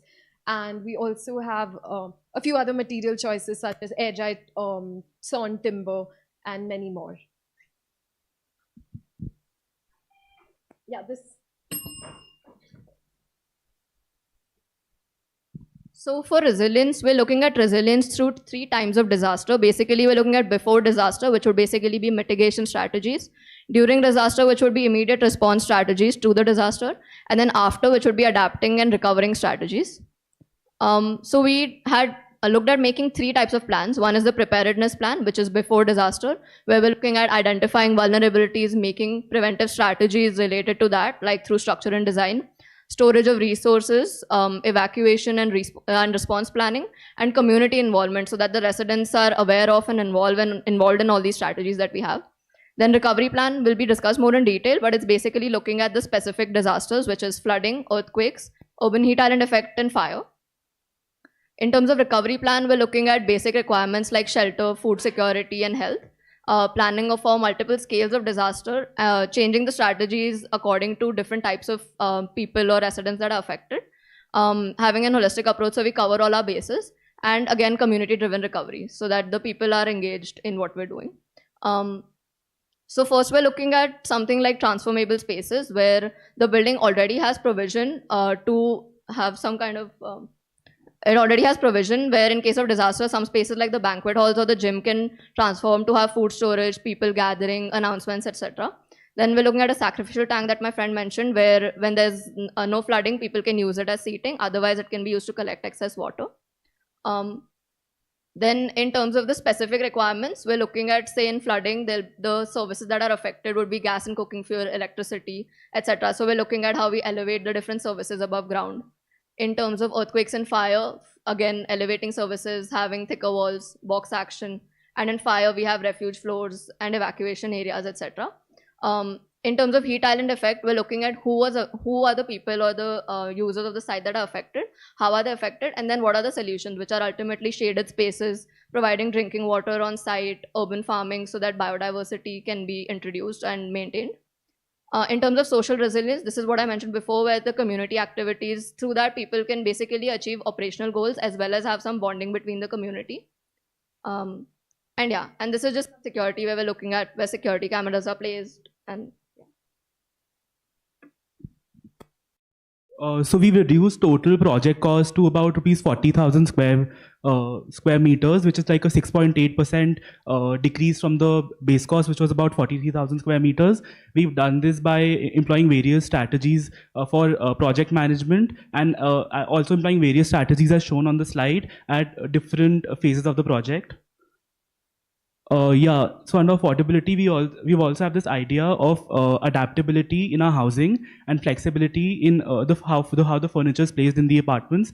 This is so that there can be maximum utilization of the area, and also so that the investment of the resident can be benefited from the adaptability of the housing.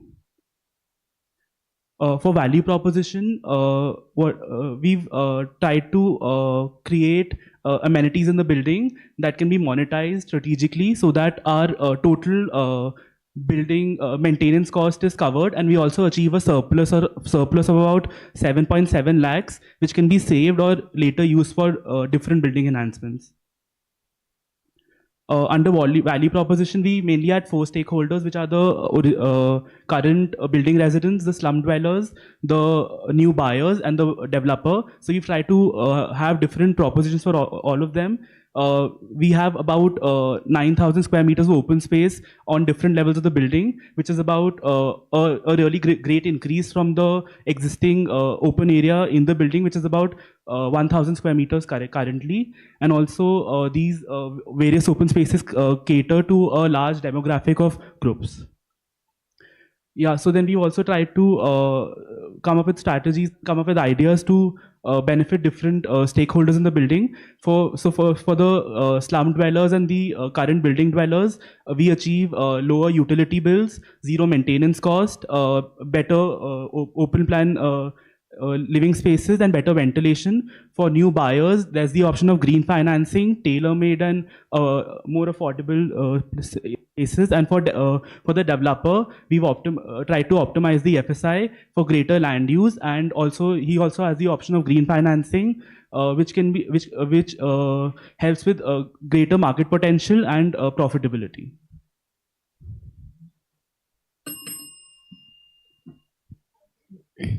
No. So, yeah, so you're out of time. Thank you, Team Genesis. I think you were almost there. Yeah.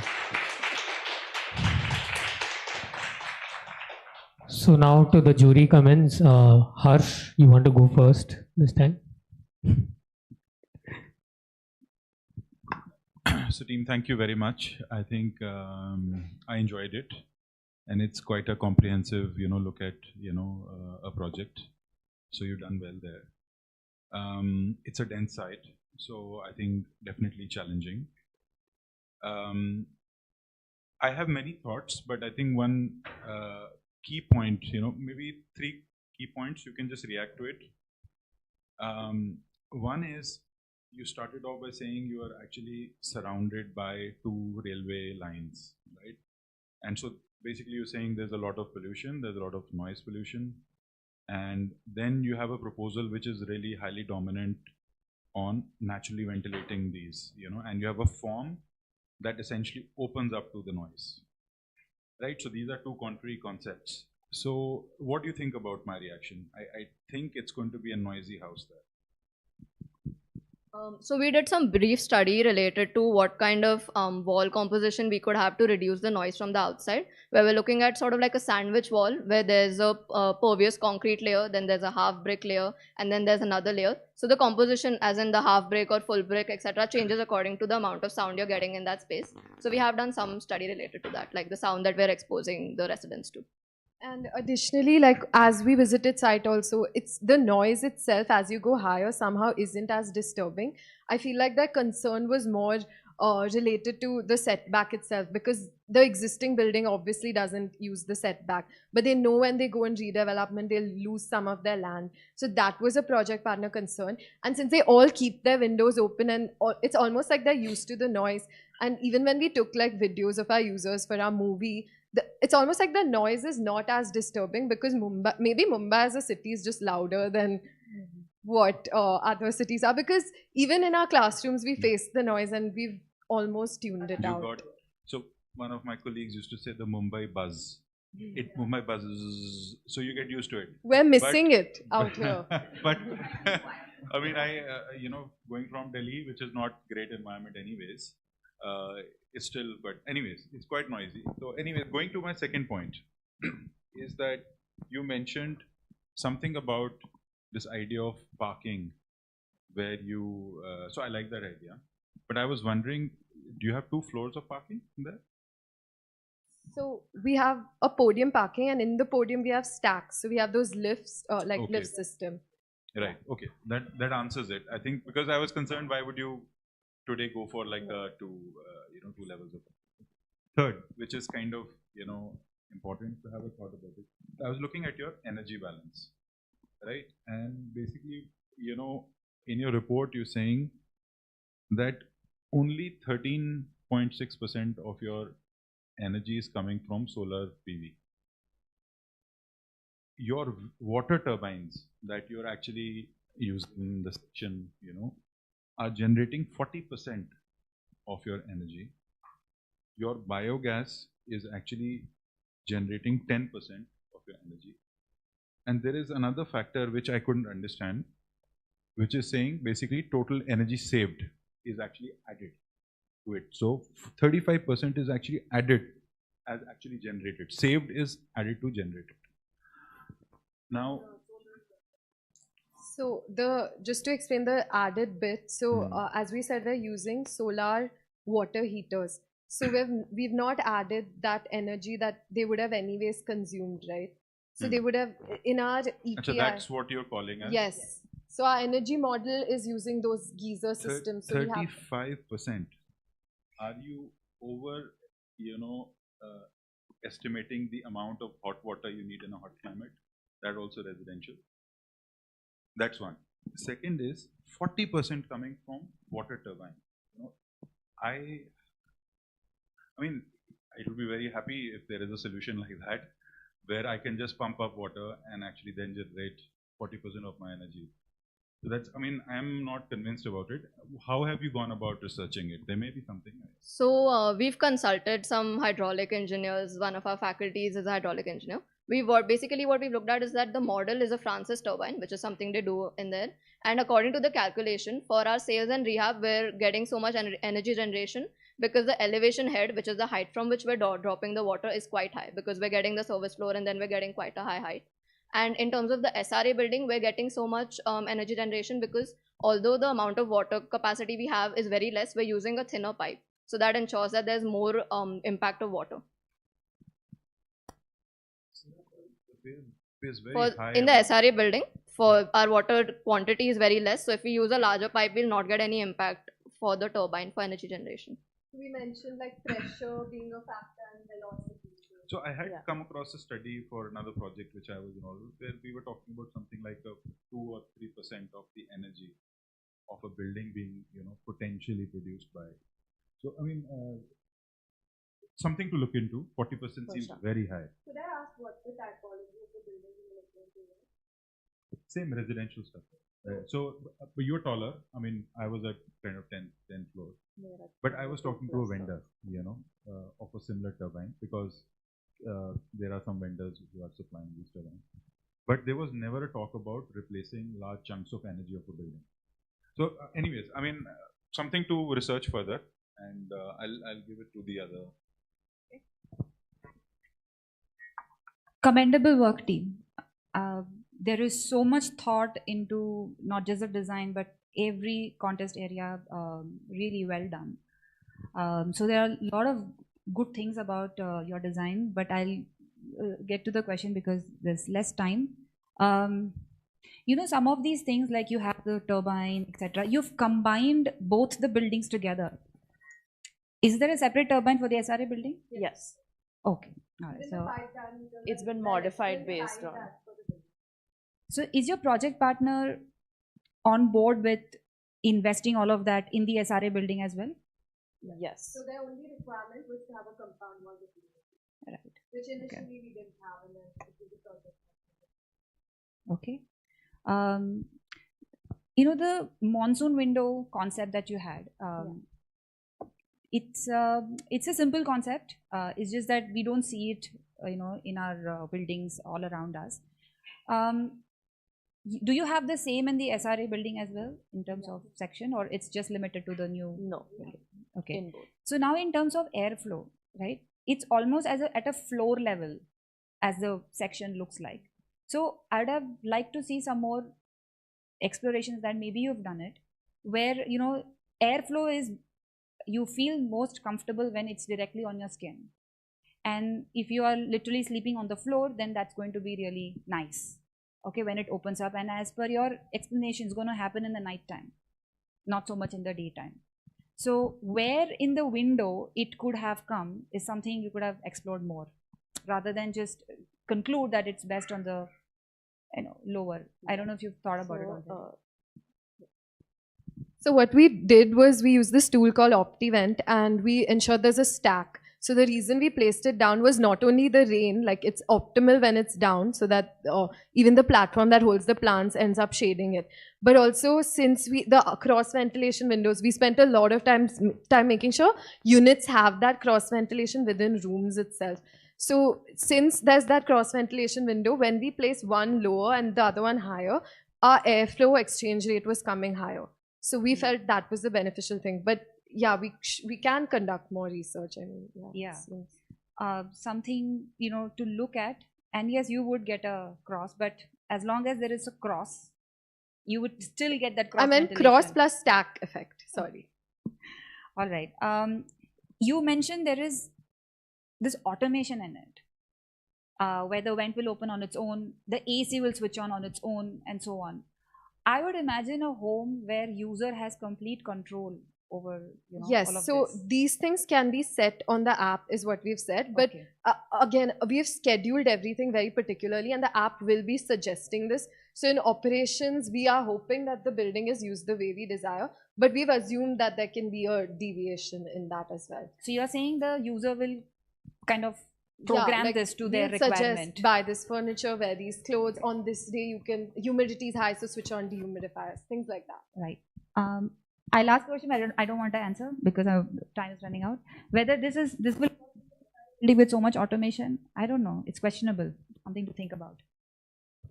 Very classist remark you've made there, Deepa.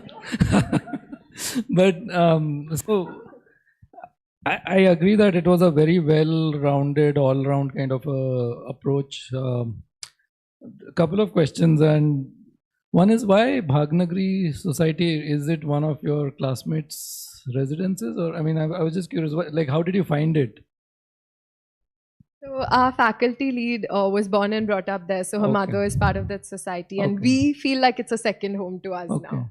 No, so I think like also solving for the redevelopment aspect of like a city like Mumbai was great. I was scratching my head a little bit with your radiation analysis and wind analysis massing study and the actual massing that you eventually ended up with. It seems like the two are different. Are they different?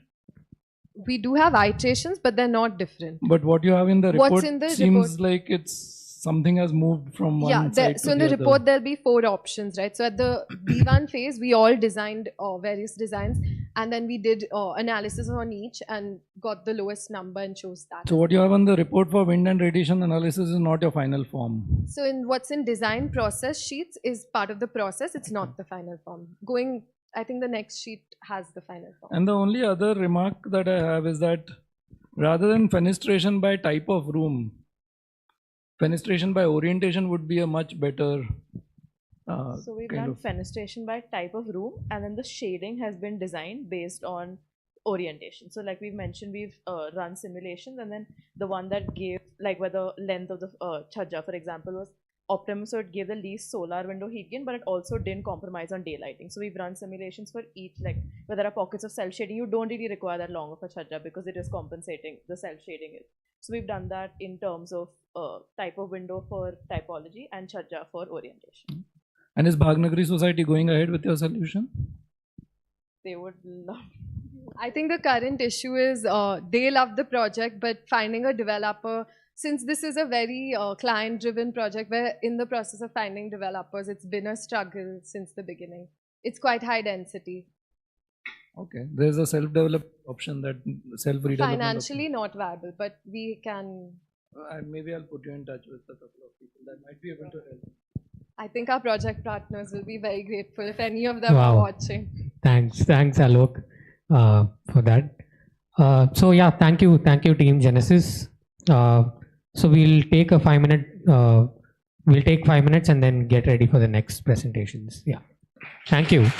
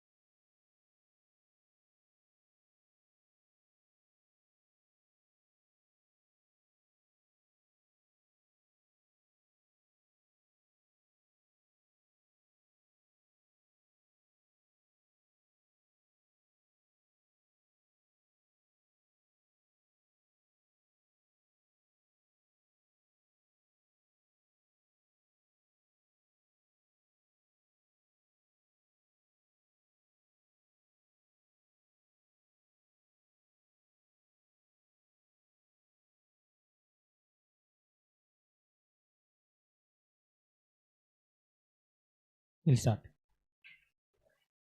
Jury, how are you doing? Yeah, all good. Last one. Last presentation, yeah. Yeah. Cool.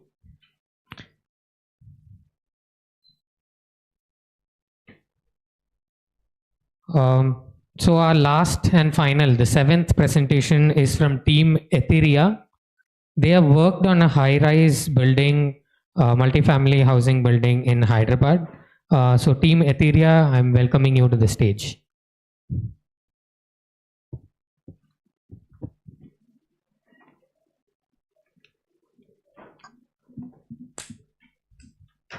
So for one last time, the instructions. So you have 20 minutes to present your work, and 15 minutes I'll give you a signal, which is this, and you won't have a 21st minute. 20th minute I will stop you there. After that, a 10-minute Q&A will follow with the jury members. So keep your answers direct and to the point. So yeah, you can go on slideshow mode. All ready? Okay. Your time starts now. Check. Good afternoon, everyone. We are Team Etheria from National Institute of Technology, Tiruchirappalli. Today we'll be presenting Vesela Serenity. This project wouldn't have been possible by our project partner, Vesela Groups. Coming to the introduction, the site itself is present near the ring road, outer ring road of Hyderabad. It abuts the outer ring road and near the Himayat Sagar Lake. So there's a good potential for views from the west and from the north towards the Hill Temple and the IT Park itself.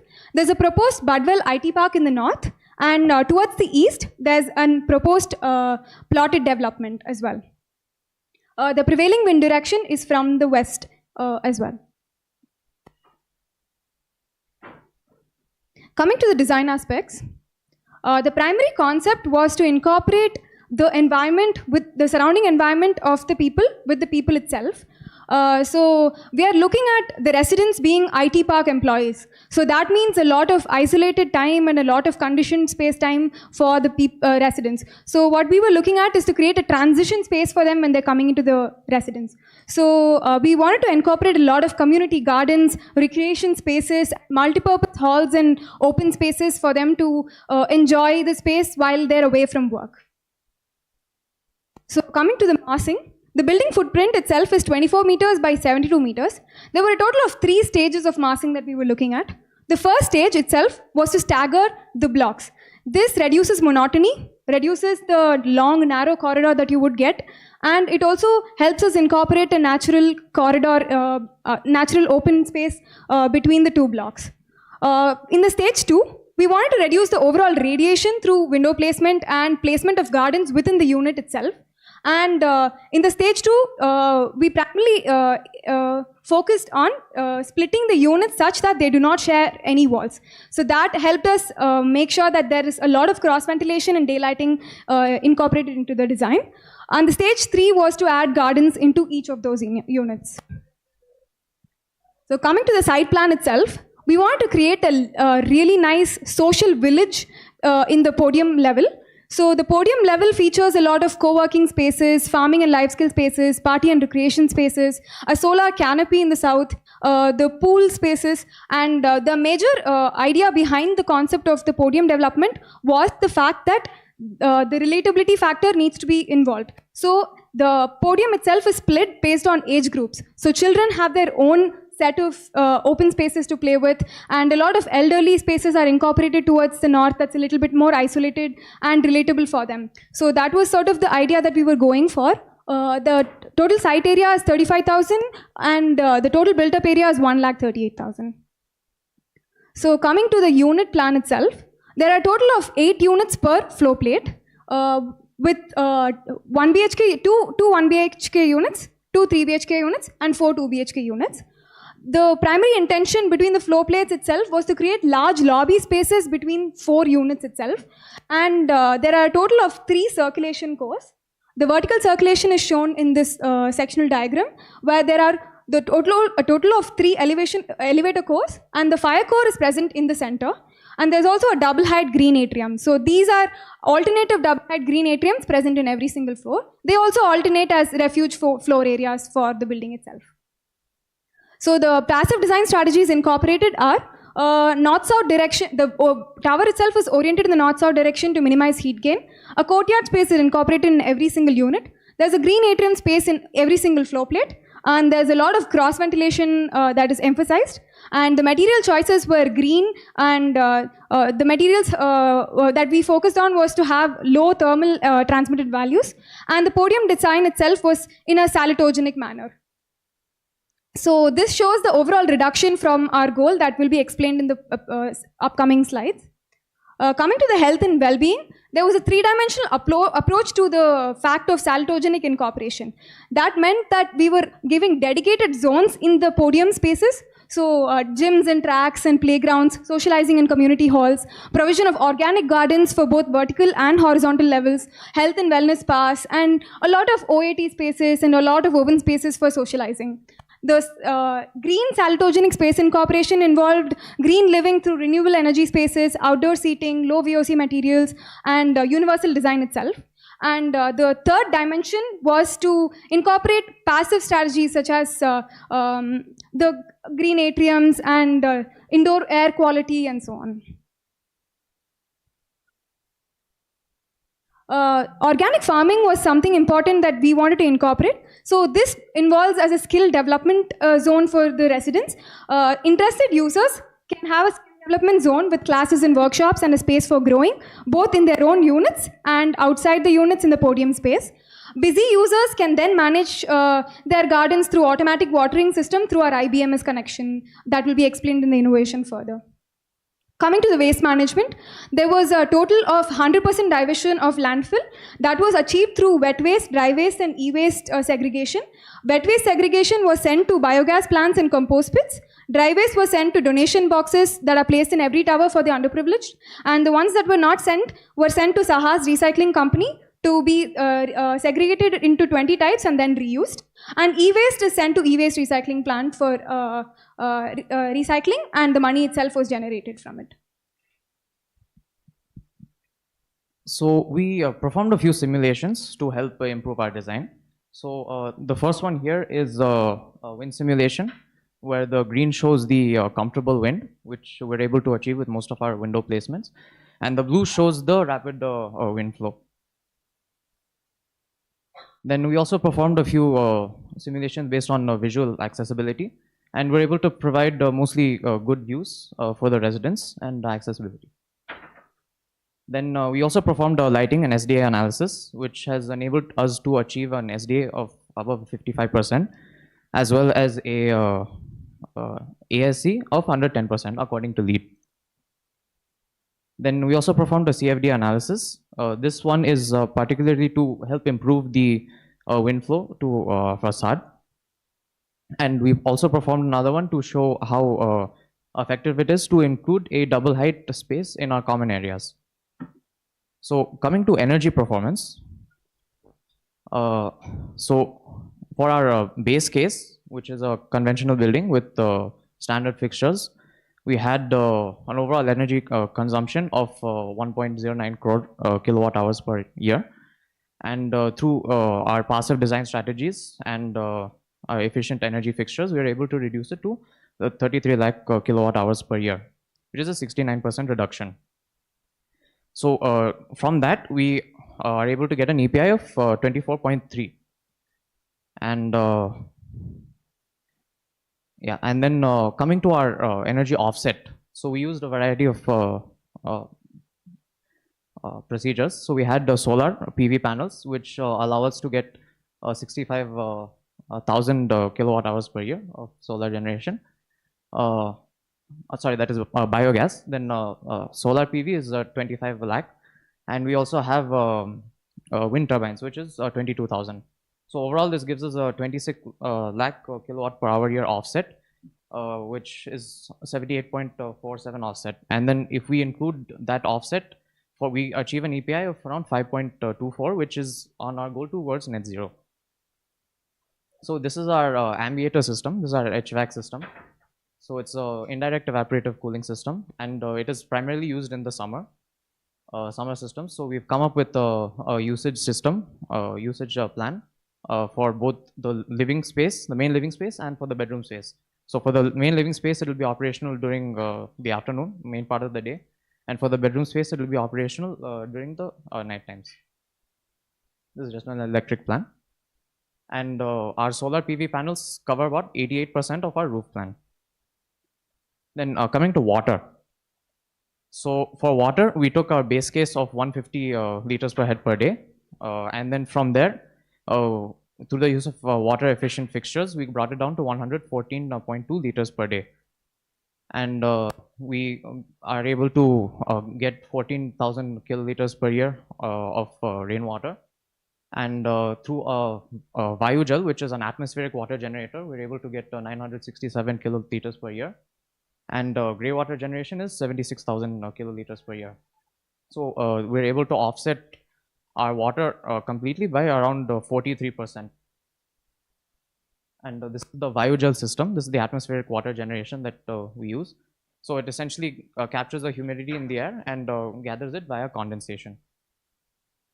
And this is a flow of our water, where we get rainwater and water from the borewell. And it shows where all it goes towards the tanks and towards the main fixtures. And also we recycle our wastewater through our Bioman STP, and then it gets recycled and is used for flushing. Next, we move on to the embodied carbon. So all the global warming potential values of each material for our project has been taken according to the IFC database provided in the SLMs. So for the walls, we went for agrocrete blocks by Green Jams, which is the world's first load-bearing carbon negative brick block. And for structural, we chose the recycled steel bars, which have low GWP rates. And for roofs, we went for JSW green cement, which is an eco-friendly material, as well as offering enhanced strengths, superior setting, etc. And for openings, we went for composite doors manufactured by Knock Doors. And they use a 2.1 ratio of recycled PVC to recycled woods. And for flooring, we went for eco-ceramic tiles from Johnson's, which uses elements like clay and other minerals, ensuring that it's non-toxic and biodegradable. For exterior paving, we went for shale stone, which is not only carbon zero, it also looks aesthetic in the podium area. And we have achieved an overall reduction of 76.5% from the base case, which is a composite construction that we considered. And a grand total of for the composite baseline building that we considered, it was calculated 408.8, and which for our design was reduced 95.9. And all U values for the elements that we used, like walls, doors, etc., falls within the ECBC standard for residential areas. Moving on to resilience. So initially we generated the kind of possible disasters and their probability for Hyderabad for our site. And the first was water scarcity, which we tried to offset using grey water and rainwater harvesting, etc. And for fire, I will get to that later in the plan. Extreme temperatures have been countered using passive strategies like efficient shading and window placements, etc.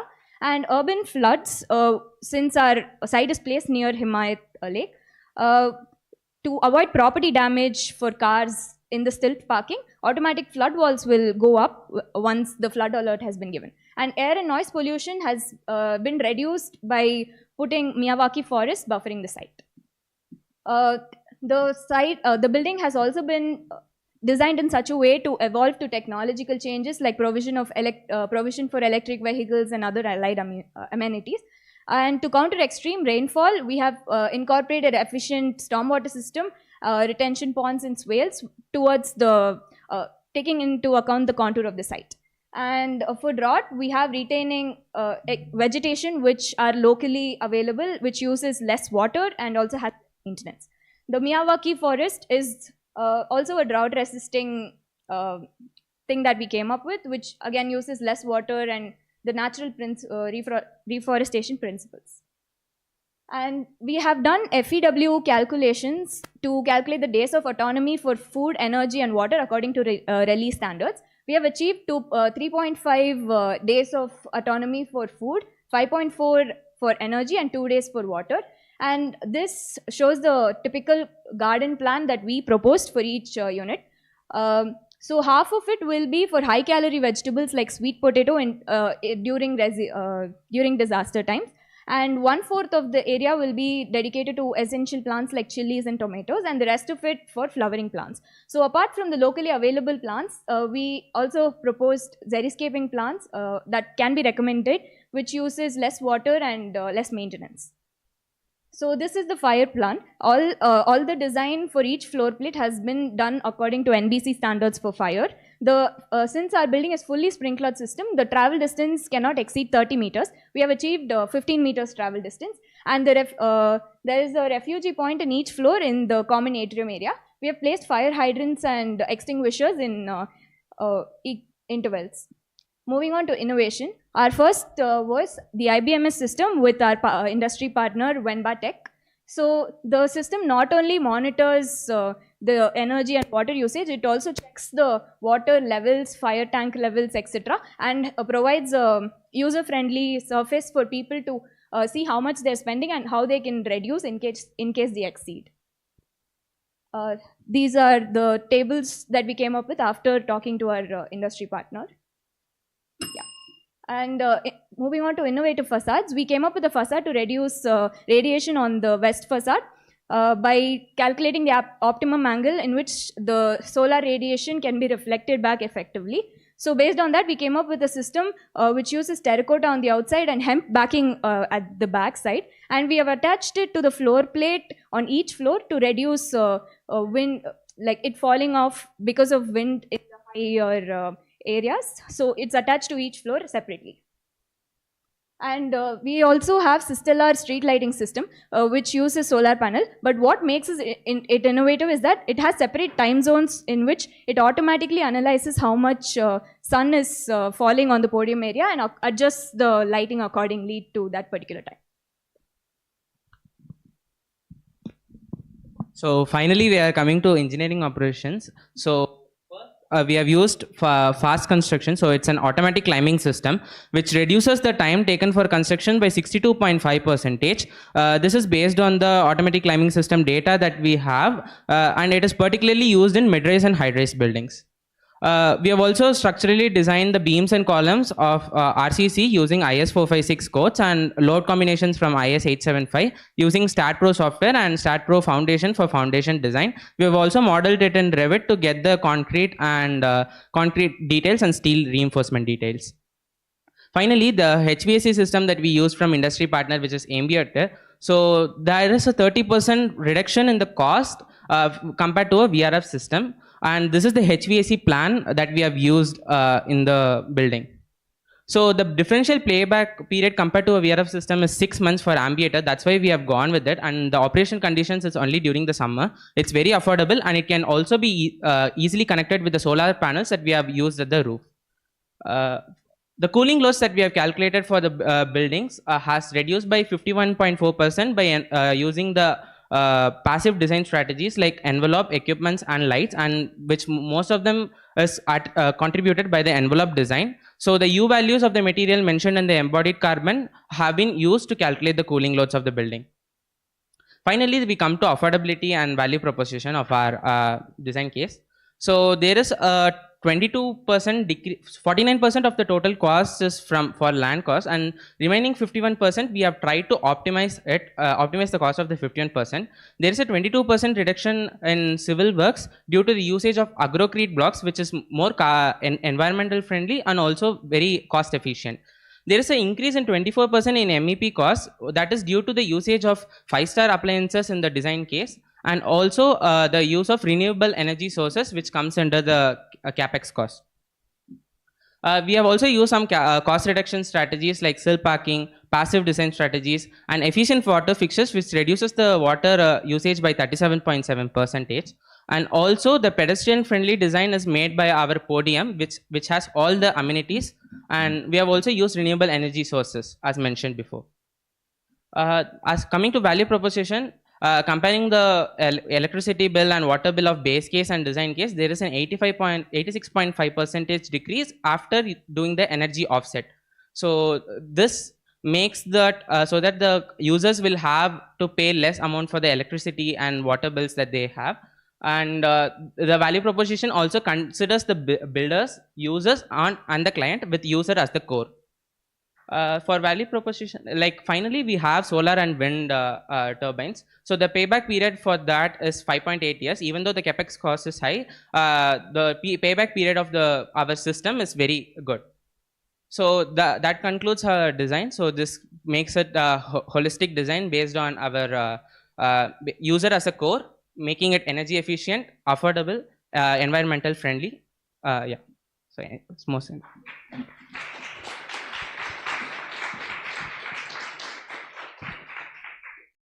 Thank you, team Etheria. Very interesting presentation. We'll take comments from the jury now. Alok.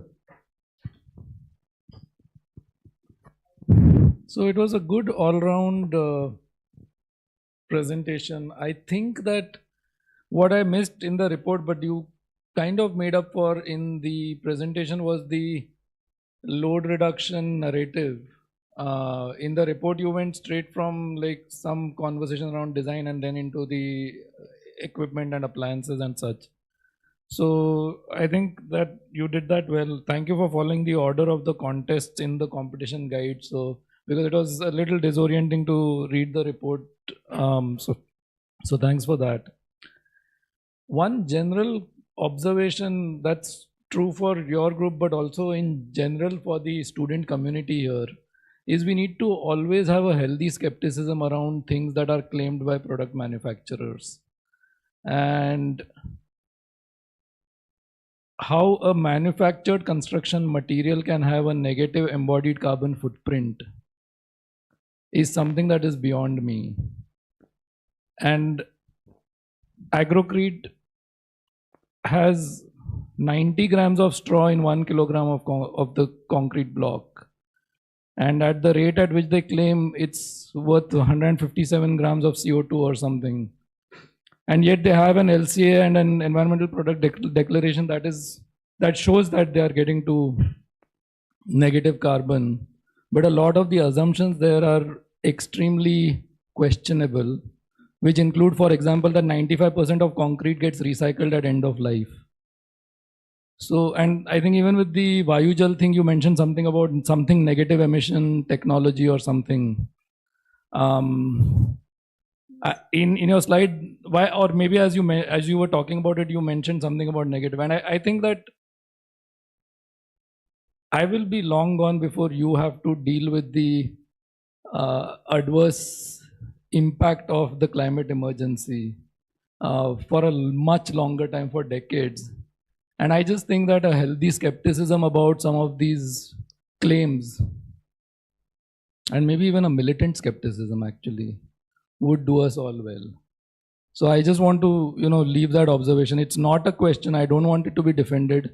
In my mind, it's a settled kind of a thing. And I know that there might be somebody from Agrocrete in the room here, and I'm happy to have a conversation with them. But I mean, so my take is that it's a phenomenally low carbon footprint material, but negative carbon, you're going to have to do a lot more for a manufactured construction material. So yeah. Thank you, Alok. Deepa. Yeah. So team one, I liked your graphics. That stood out. But overall, a concept level presentation to me. I was expecting at the finals to have a lot more content for each of the contests. So, your numbers just, that doesn't cut it at this level. So I expected to see more. So that's one overall comment for you. Something as simple as showing your building up front would have helped you. I couldn't recall beyond a point what does your building even look like, and I had to go through the report, right? So something as simple as that. Question to you is the ambiator. Is it a standalone unit? will every apartment have one of those? Like, how is it going to work? Yeah, each flat will have a single ambienter unit. Okay, so it's like any other appliance. Yes. Right? Yes. It's evaporative cooling. Yes. Do you need to expose it to outdoors? Yeah, or it can just move around anywhere in the home? The unit itself is outdoors, and then the actual cooled air is ducted through to the rooms.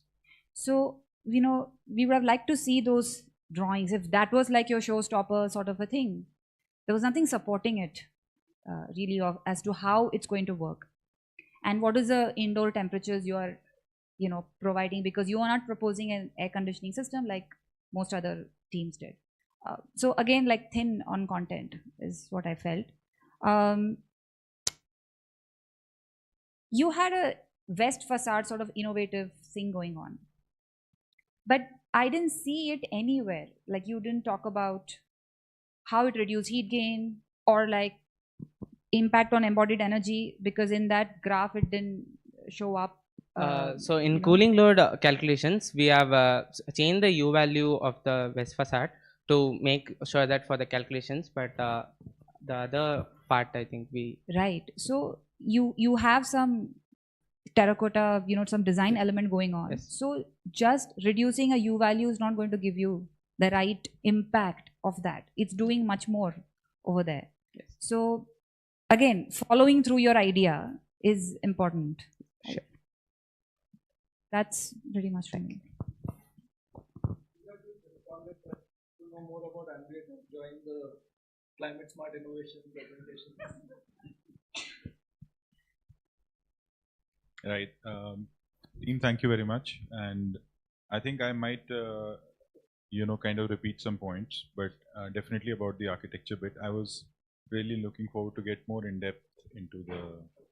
You were good with the plan, arrangement and all that. I think much better than other teams, because I could really understand plans. Otherwise, people are showing me plans that small.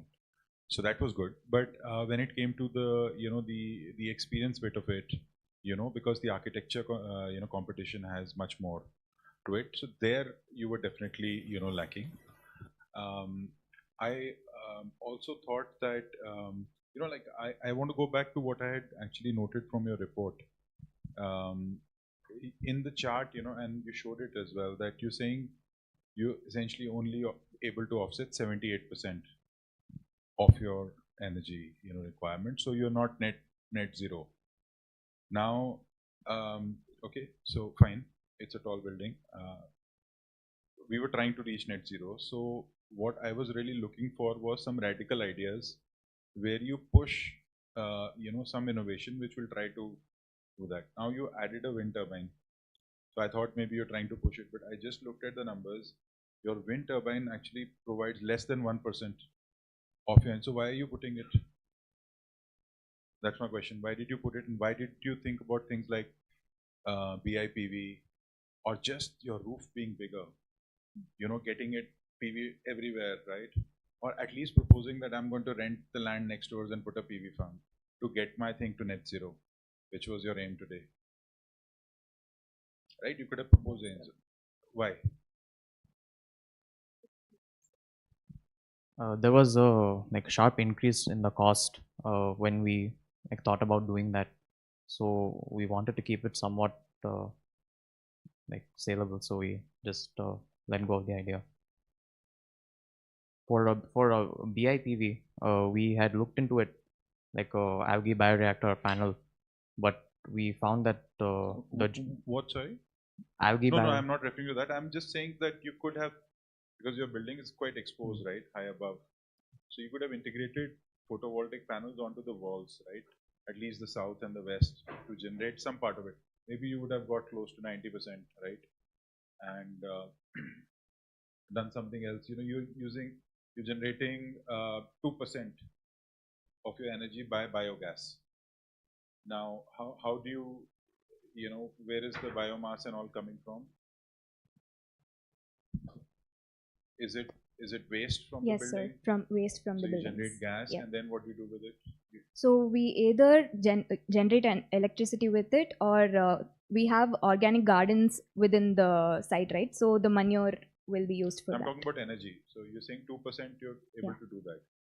But of course, there's a lot of, bio waste all around, with the buildings, You could have proposed, I mean, I'm talking about you thinking beyond. If your aim was to get to net zero, you'd say, 10 colonies nearby I'm going to collect, right? And generate that extra and get to the 100%. Right? If you're putting a biogas plant, then it's a big investment. You better have certain numbers to, not just like 2%. Otherwise, I enjoyed it. Thank you so much. And it's been amazing learning. So thanks for sharing your ideas.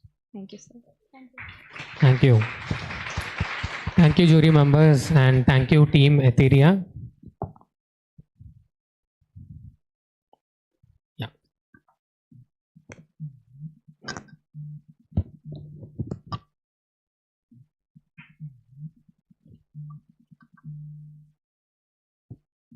So that was the last presentation of the day, and so we have wrapped up the division now.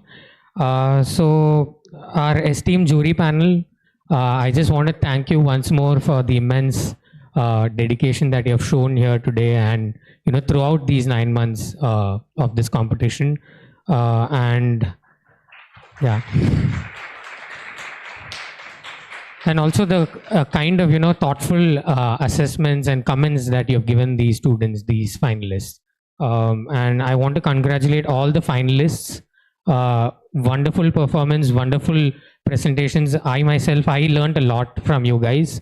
So, and I've been the jury coordinator for this division since the beginning of this year, and I've seen the journey of these teams through these 9 months. So I was also amazed by the way that the designs evolve, and how the students start thinking really critically at a point. So I was really surprised to see many of the entries, and they've done some really incredible work, and I want to applaud these teams once more for the dedication that they've put in these last 9 months.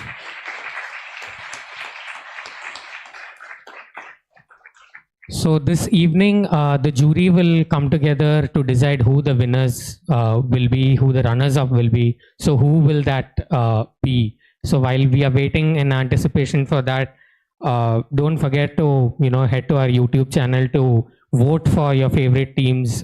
We have extended the movie deadline, People's Choice movie deadline, to 5 p.m. today. So don't forget to jump in there and cast your votes.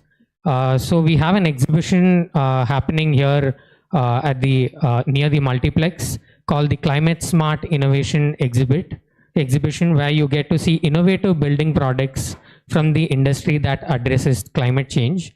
So the exhibition is now open, and please proceed to the multiplex zone. It's about 5 minutes from here. And people who are online, I request you to stay tuned to our channel.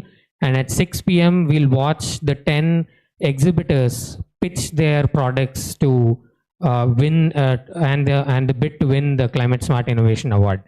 So until then, thank you so much and have a great evening. We'll all meet you at the multiplex in the evening. Thank you.